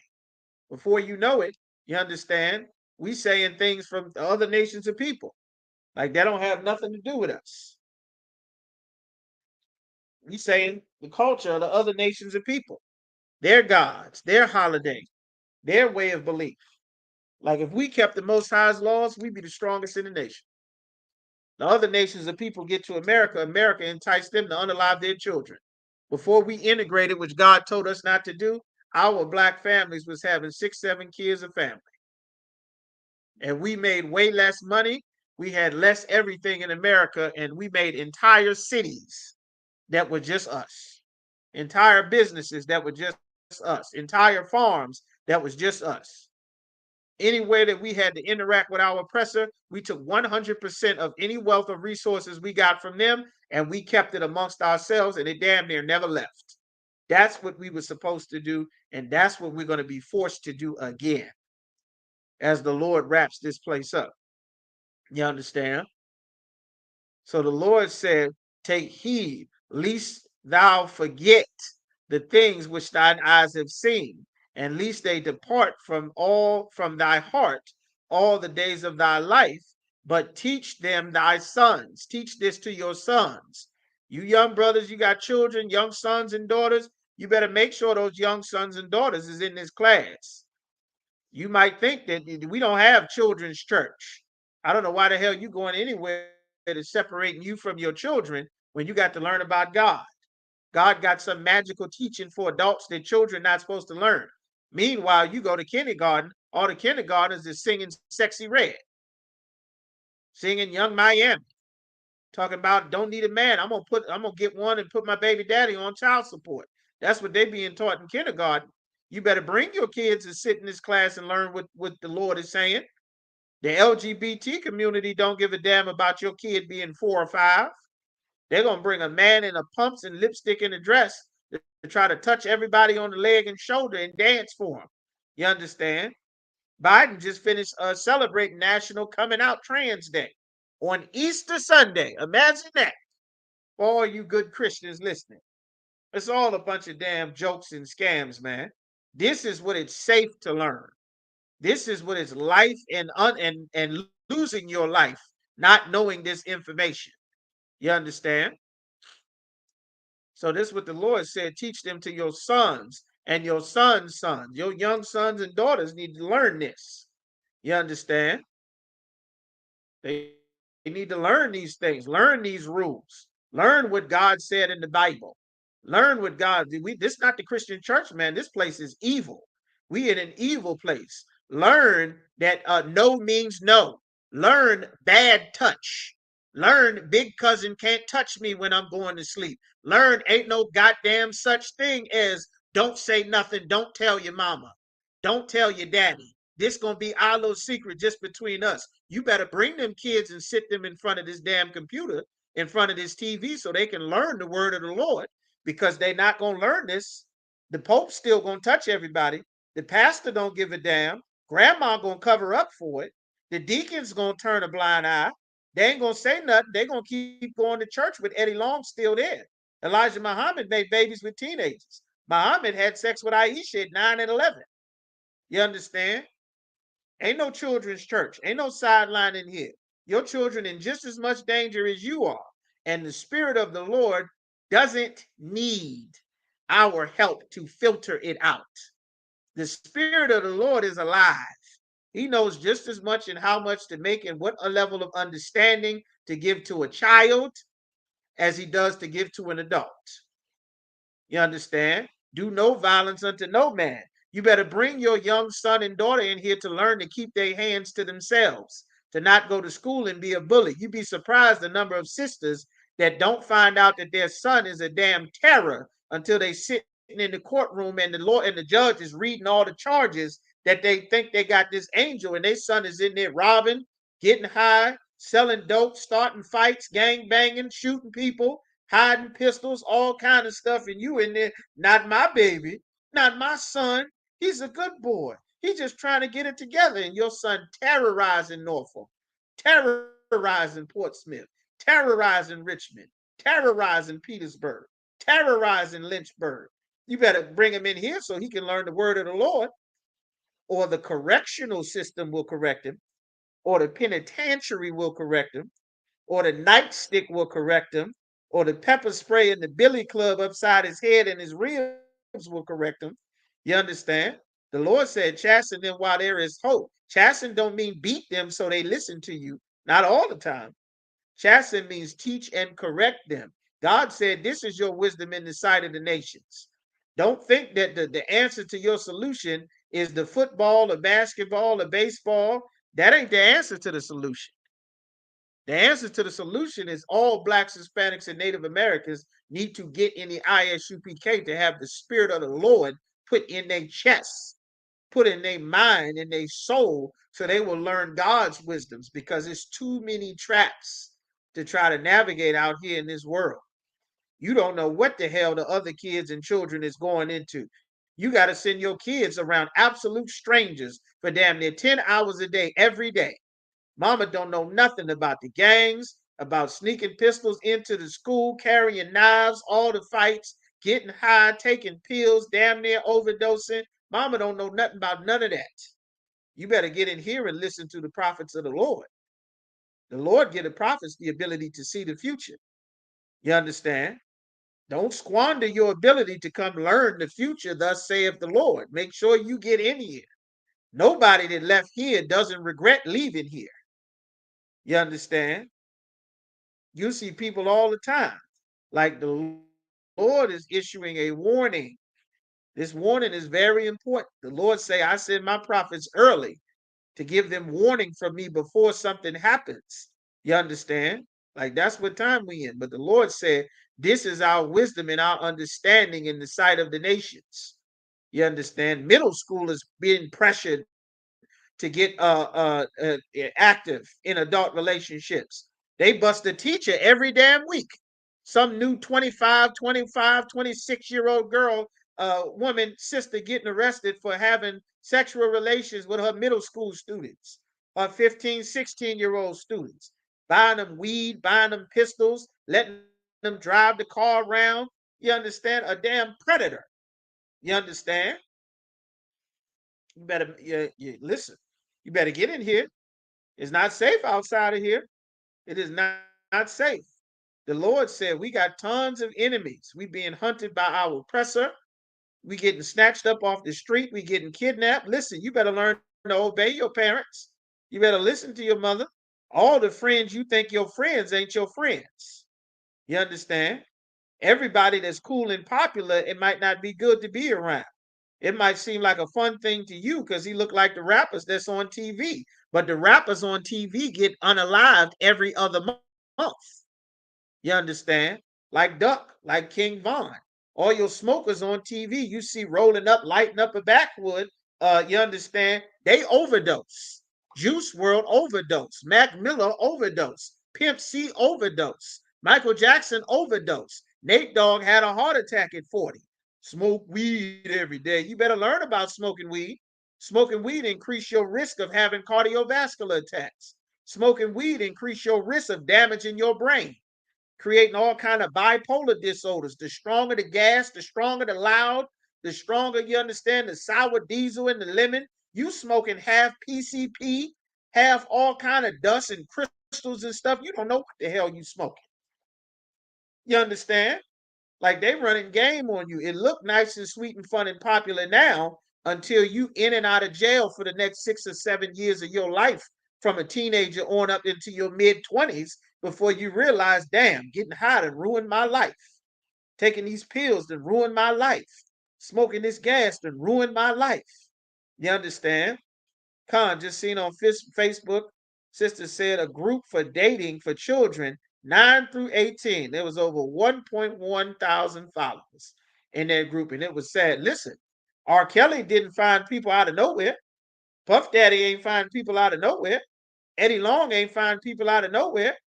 You better pay attention before you let grandma babysit your kids for the weekend and she try to take your son to church. You better learn about church, young brother. You better learn about Eddie Long, young brother. You better learn that God called every Christian preacher as Sodom and Gomorrah. An alternative lifestyle is against the Most High. A man ain't supposed to be putting his hands on you and touching you in no sort of way. A girl ain't supposed to be putting her hands and touching you no sort of way, whether she your cousin or not, your aunt or not, your mama, girlfriend or not. your mama boyfriend or not. No mean no. Everybody don't get to damn that. Tell. Scream, tell, yell. Come tell the UPK. You understand? We show up. Nobody want us to show up. We show up. You understand? You better get in here where the Spirit of the Lord is. We ain't no goddamn church. I don't need you to be my friend. I serve the Most High. Everybody hated the prophets. I ain't in here to make friends. You understand? This ain't no friendly job. We can be at peace or we can be at war forever, indefinitely, if necessary. That's the Spirit of the Lord. You understand? Now, if we can get along, we can get along. If we can be civil, we can be civil. But if war needs to be war, the Lord is a man of war. You understand? And we are no cowards in here. You understand? I pray you understand. Exodus 23 and 22. The Lord said, but if thou shalt indeed obey his voice, if you obey the Most High and don't eat pork and don't eat shrimp and don't pledge allegiance to the flag and don't rise for our precious national anthem and don't celebrate Easter and Mother's Day and Father's Day and don't eat shrimp and crawfish and lobster and scallops and shrimp butterflies and scampies, if you obey the Lord and keep his dietary laws, keep his Passover, keep his high holy days, obey the prophets that he set up. Don't go out and vote for your own leaders. Christ is the king. We don't get to vote nobody in charge. The Lord appointed a man in charge, and we follow Christ. And on this earth, Christ's representative that's in his seat on the planet is Commanding General Yohana. You don't get to choose to follow somebody else.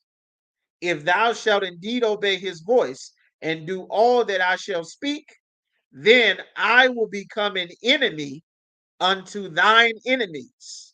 The enemies that hunt you, the Lord said, I will be their enemy. They're going to be my enemy because you don't eat pork, because you gave up being a Christian and a Muslim, because you stopped shaving your face, because you cut them dreadlocks off, because you stopped smoking weed and cigarettes and gave up Christmas and birthdays and Thanksgiving, because you obey the prophets that I set up to rule over your life and direct you and shepherd you for your soul to give an account before the men above them that I put in charge under Commander General Yohana. The Lord said, then I will be an enemy unto your enemies and an adversary unto thine adversaries. The Lord said, your enemies will be my enemies. See, before when you smoked weed and ate pork, you had to deal with that on your own. You got high, you had to deal with that on your own. You had to find your way to solve your problems in and out that church. You was on your own. You understand? You was on your own. All right. Come. You was on your own. But now that you obey the Most High, it's different now. See, the Lord don't help sinners. The scriptures say the Most High hateth sinners. That's why he raised up a righteous man to change his life, to go and teach sinners how to turn from their wickedness to be righteous. Now the Lord will hear you because you're not eating pork no more. You're not celebrating Easter.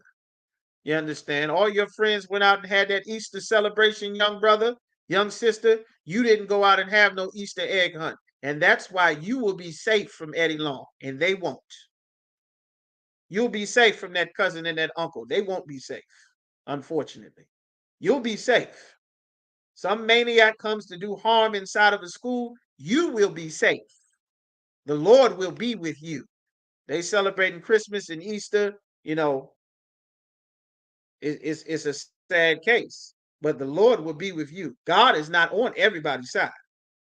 The Lord is not with everybody. That's another lie the Christian church taught. God is with everybody in all of our ways. God protect fools and babies. That's a damn lie. 1,200 babies get aborted in America every single day. You think it was a mistake he put a baby inside of a woman? God did. Oh, he pressed the button and a baby slipped out of his hand and fell inside your mama. This is like magic, immaculately conceived.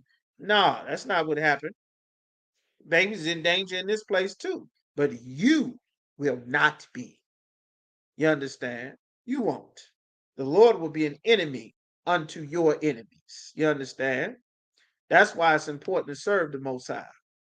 You understand? And serving the Most High is very important. And in the ISUPK, we train brothers to serve the Most High. We train brothers to serve the Most High. And the Lord raises up mighty warriors and down sisters, strong sisters, hardcore One West sisters that roll with these brothers in these camps. You understand, that support and put forth their hand and their skills and their ability and their money, their hard-earned money that they go out and work for and earn on their own with their skills and abilities and the resources that our oppressor preferably pours into them and not into the rest of the community, especially the black man. You understand, the Hispanic Native American man. And they take that and support and make the nation mighty and make the truth mighty. You understand? And there's a brother. There was a mighty, mighty brother and a mighty warrior that put forth and gave all of his soul, all of his spirit, all of his ability. He was one West until the death of him. And this brother just passed recently. Trooper Kazakia was a mighty, mighty warrior in the work of the Lord. You understand? This brother was a mighty warrior, dealt with all kind of health issues and problems, got into a terrible accident, ended up damaging his back very bad. And as soon as he was able to get medically cleared to come back and get into the work of the Lord, he didn't give a damn if his back worked or not. That brother was there at camp. This hurting, that hurting, needing this. That brother was there. He put his spirit into serving the Lord. He put his spirit, everything that he had, he gave to serve and fight.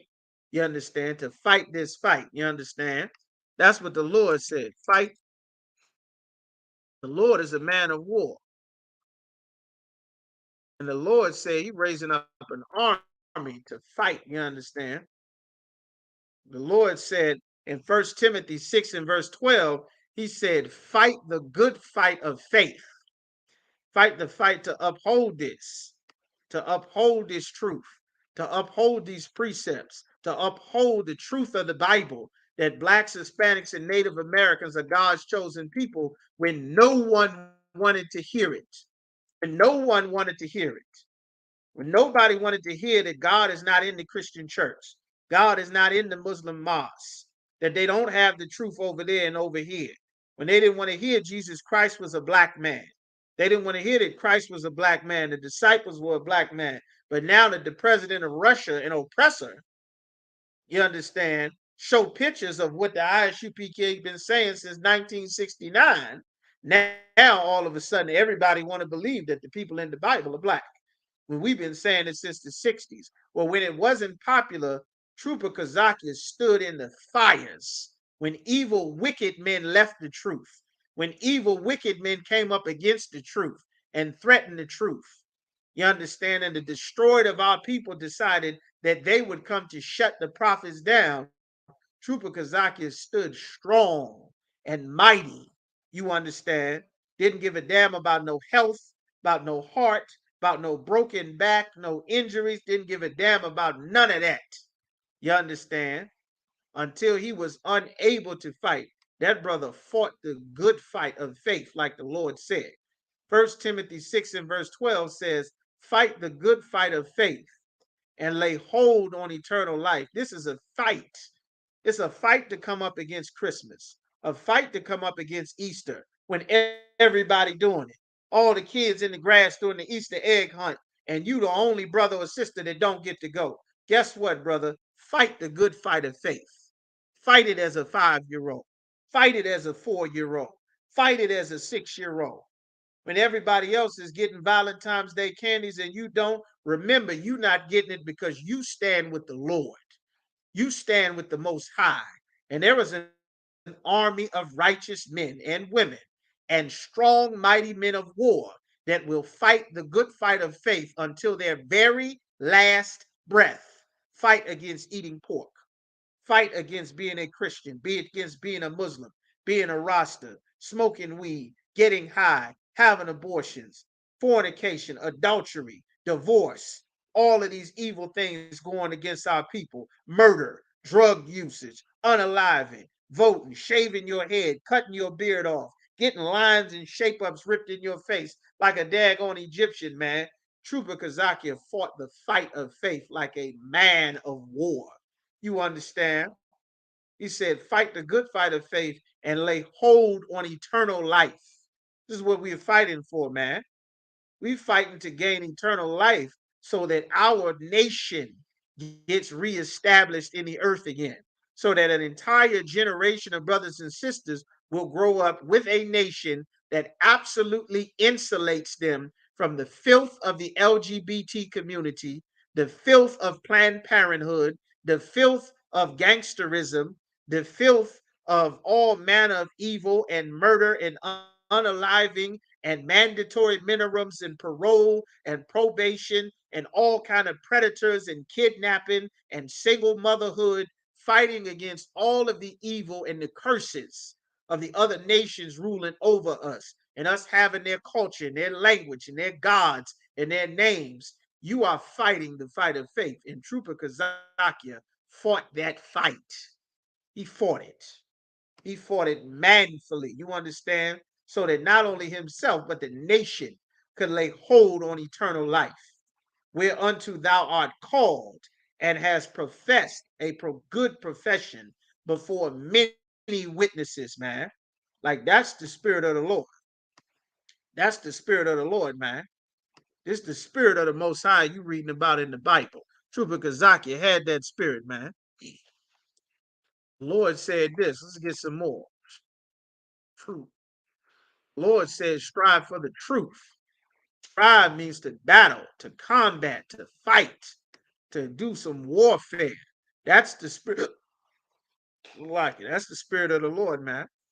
Ecclesiasticus in the Apocrypha, chapter 4 and verse 28. The Lord says, strive for the truth unto death. It says, strive for the truth until your life is over. Fighting against the Immaculate Conception, lying, saying that Joseph was not the biological father of Christ, that God magically, immaculately impregnated Mary, man. Fight the good fight of faith, that a man can have more than one wife if he so choose, that you are not allowed to throw a sister away after you lay down with her, that this is permanent, man, that you are an Israelite, not a Jamaican, not a Mexican, not a Cuban, not a Puerto Rican, not an Afro-American, or more. You are an Israelite of the tribe of Judah, of the tribe of Gad, sister, of the tribe of Judah, sister, of the tribe of Levi, Benjamin, sister, of the tribe of Gad, brother, Judah, brother, Reuben, brother, Naphtali, brother. We are fighting the fight to resurrect our nation that has been in exile, and we can do it with the spirit of the living God that is going to drag everyone else into World War III, which is our salvation. The Lord says, strive for the truth unto death, and the Lord shall fight for thee. The Lord said, he shall fight for thee, man. The Lord will fight for you, brother. The Lord will fight for you, sister. You strive for the truth and stand with the Most High. The Lord shall fight for you. You understand? Like that's what the Lord called for. You understand? Let's get some more. I'm going to go to 2 Timothy. All right. 2 Timothy chapter 4 and verse 7. You understand? 2 Timothy chapter 4 and verse 7. It says, I have fought a good fight. Life is about warfare, man. This life is about warfare. It's pure, hardcore warfare. You understand? Everything in life is about warfare. You want to get stronger. You want to build muscles. That's warfare. You want to maintain your health. Is warfare. You want to learn the history of your people. It's warfare. You want to serve the Most High. You got to come up against everything telling you to serve all the gods of the nations, all the gods of the world. If you're going to serve the Most High, brother, you're going to serve the Most High, sister, you're going to have to learn to fight the good fight. When your mama come up against you, trying to give your kids birthday presents, trying to sneak you a Christmas present. When your job, they're trying to give you Christmas presents, trying to get you to eat the Thanksgiving dinner with them, trying to take you out on the Easter celebration and say it's not really for Easter. You got to fight. You got to be wise as a serpent and harmless as a dove. You understand? Because our adversaries are hunting us. But the Lord shall be with you, brother, with you, sister. The Lord said, I have fought the fight, and Trooper Kazaki fought a good fight. I have finished my course. The Lord said he finished his course. And he called that brother's spirit back to the Most High. You understand? I have kept the faith. And that's what you are doing. These other nations of people, they keep their culture alive on the earth.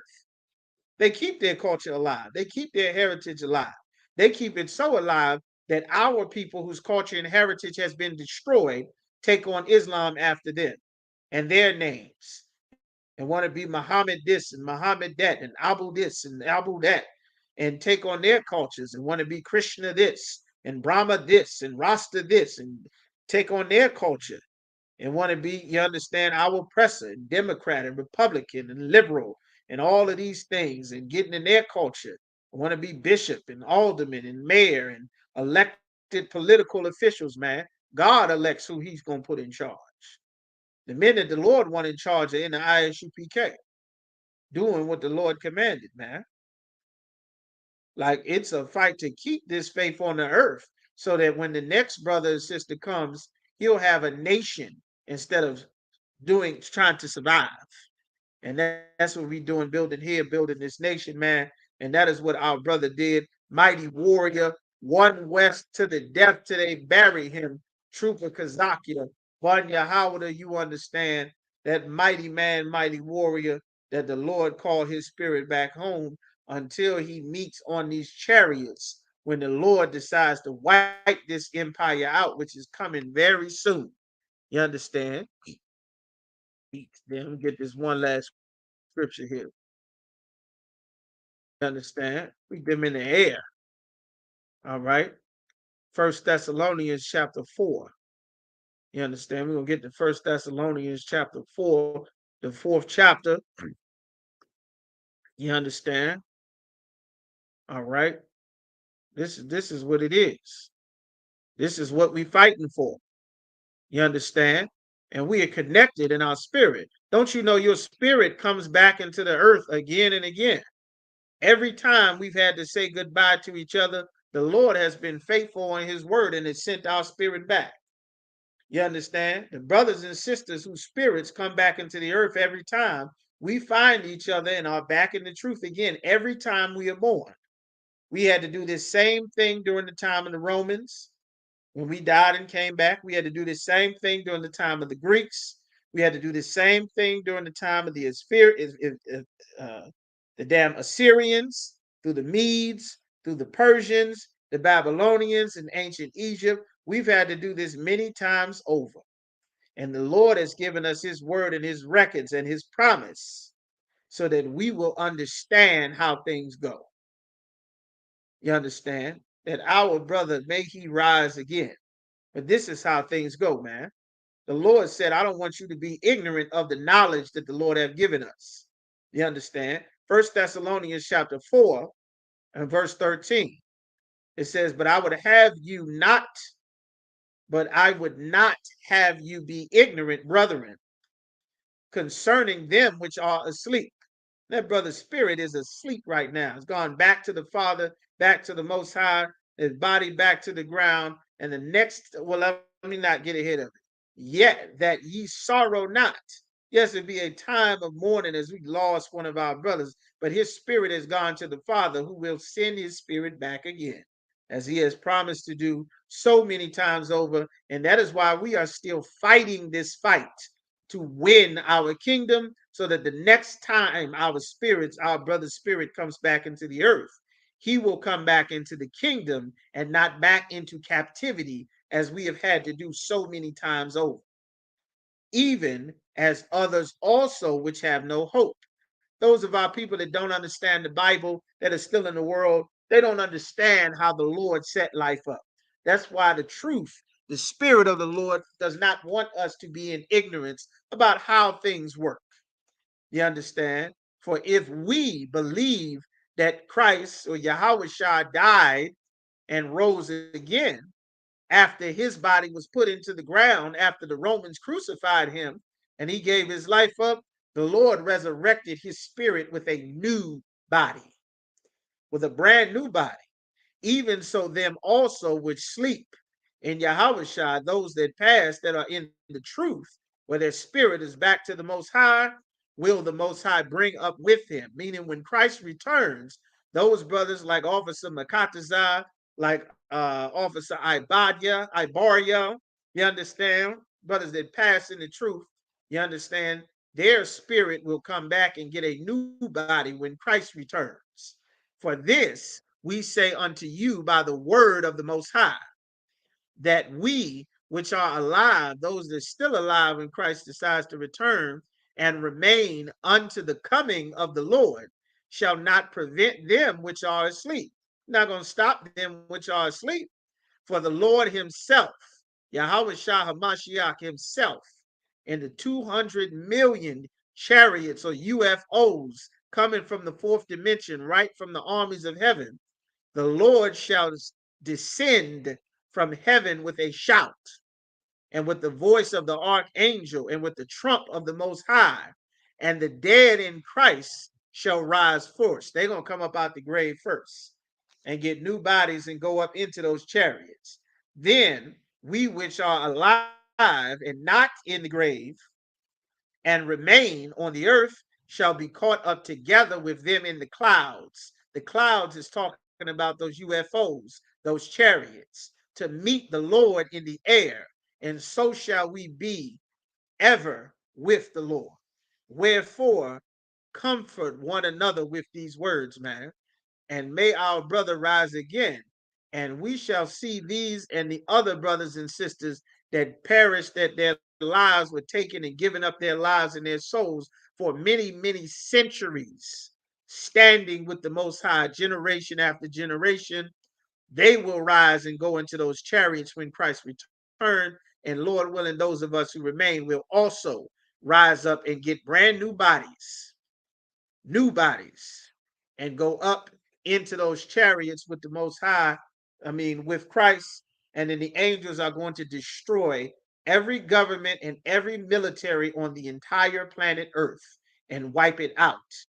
And he will sit King of Kings and Lords of Lords. And then the armies of Christ will be on the earth, traveling all throughout the planet, dispatching justice and revenge for the evil that these nations have done to us so many centuries that they have never paid for.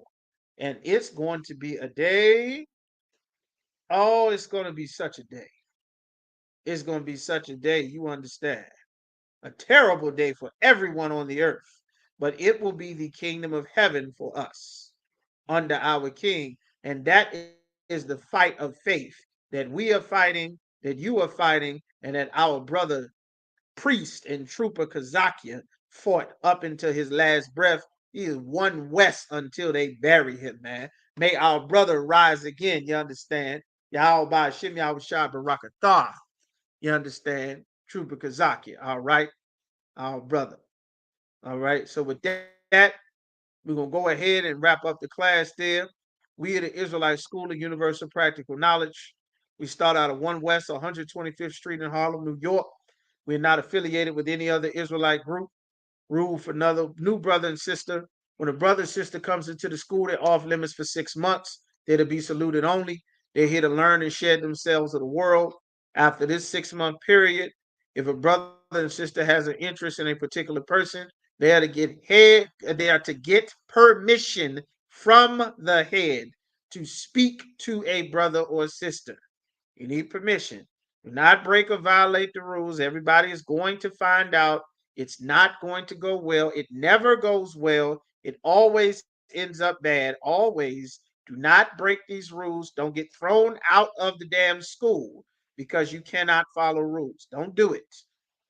You'll be surprised. You'll be thrown right out of the school, and we will forget all about you because what you want is more important than this body, this brotherhood, and this sisterhood, and fighting the good fight of faith so that we can reestablish ourselves as a nation and not be individuals who do whatever the hell they want whenever they want. You understand? Take great heed. All right? Tithes, which is a commandment from the Most High. 10% of every penny of any increase the Most High gives. You You get right to the school. Go to ISUPK.com. You put your tithes in there. 10% of whatever you get.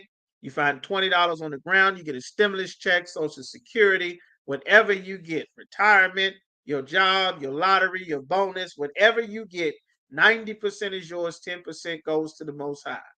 You understand? Tithes, which is a commandment. We just went over that. Upcoming holy convocations. The Lord's 55th annual Passover is coming up Saturday. Next week, April the 21st, I believe it's April the 20th. You understand? The venue location has changed. Everyone's been notified. The venue location has, in fact, changed. You all received that notification. It's not at the same place where it was scheduled to be. The venue has changed. Everything else is still the same.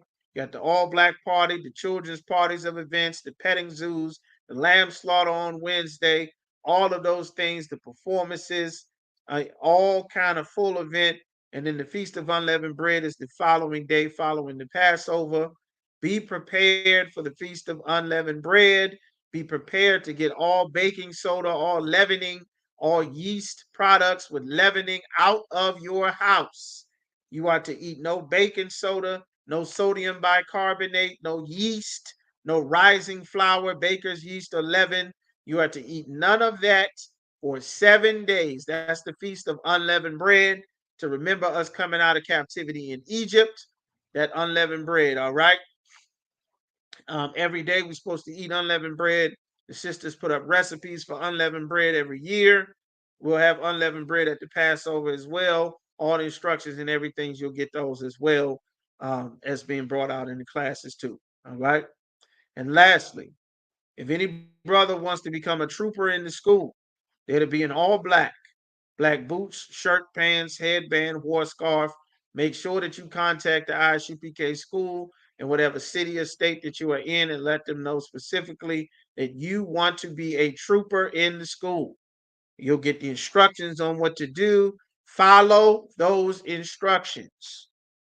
Be in your all black boots, shirt, pants, headband, war scarf. Online, if you're watching online, be in all black too.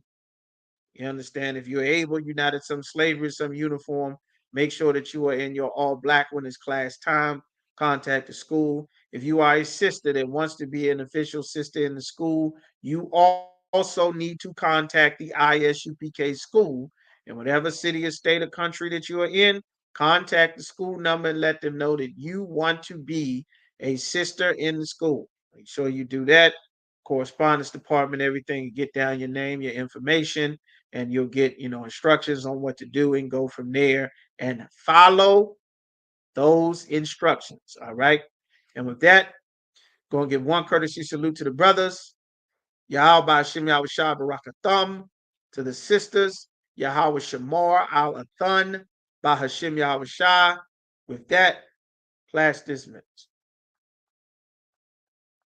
The water turning in, everybody. Make sure y'all hit the thumbs up, like, share, subscribe. All that good stuff. Water, you understand? Most High in Christ. All right. Israel, the Israelite School of Universal and Practical Knowledge, under commanding General Yohana, presents the Lord's 55th annual Passover. That's right, the Lord's 55th annual Passover is rapidly approaching. Commanding General Yohana is calling for all blacks, Hispanics, and Native Americans to remember what the Lord did for us by saving us from our oppressors and choosing us to be a special people unto him, the real Jews and Israelites. Passover will be held in Durham, North Carolina. Pay your Passover fee. Anyone 17 years of age or older must pay $200. Come and enjoy fresh lamb, unleavened bread, and the Spirit of Christ. Can't wait to see you all there, Israel. Shalom.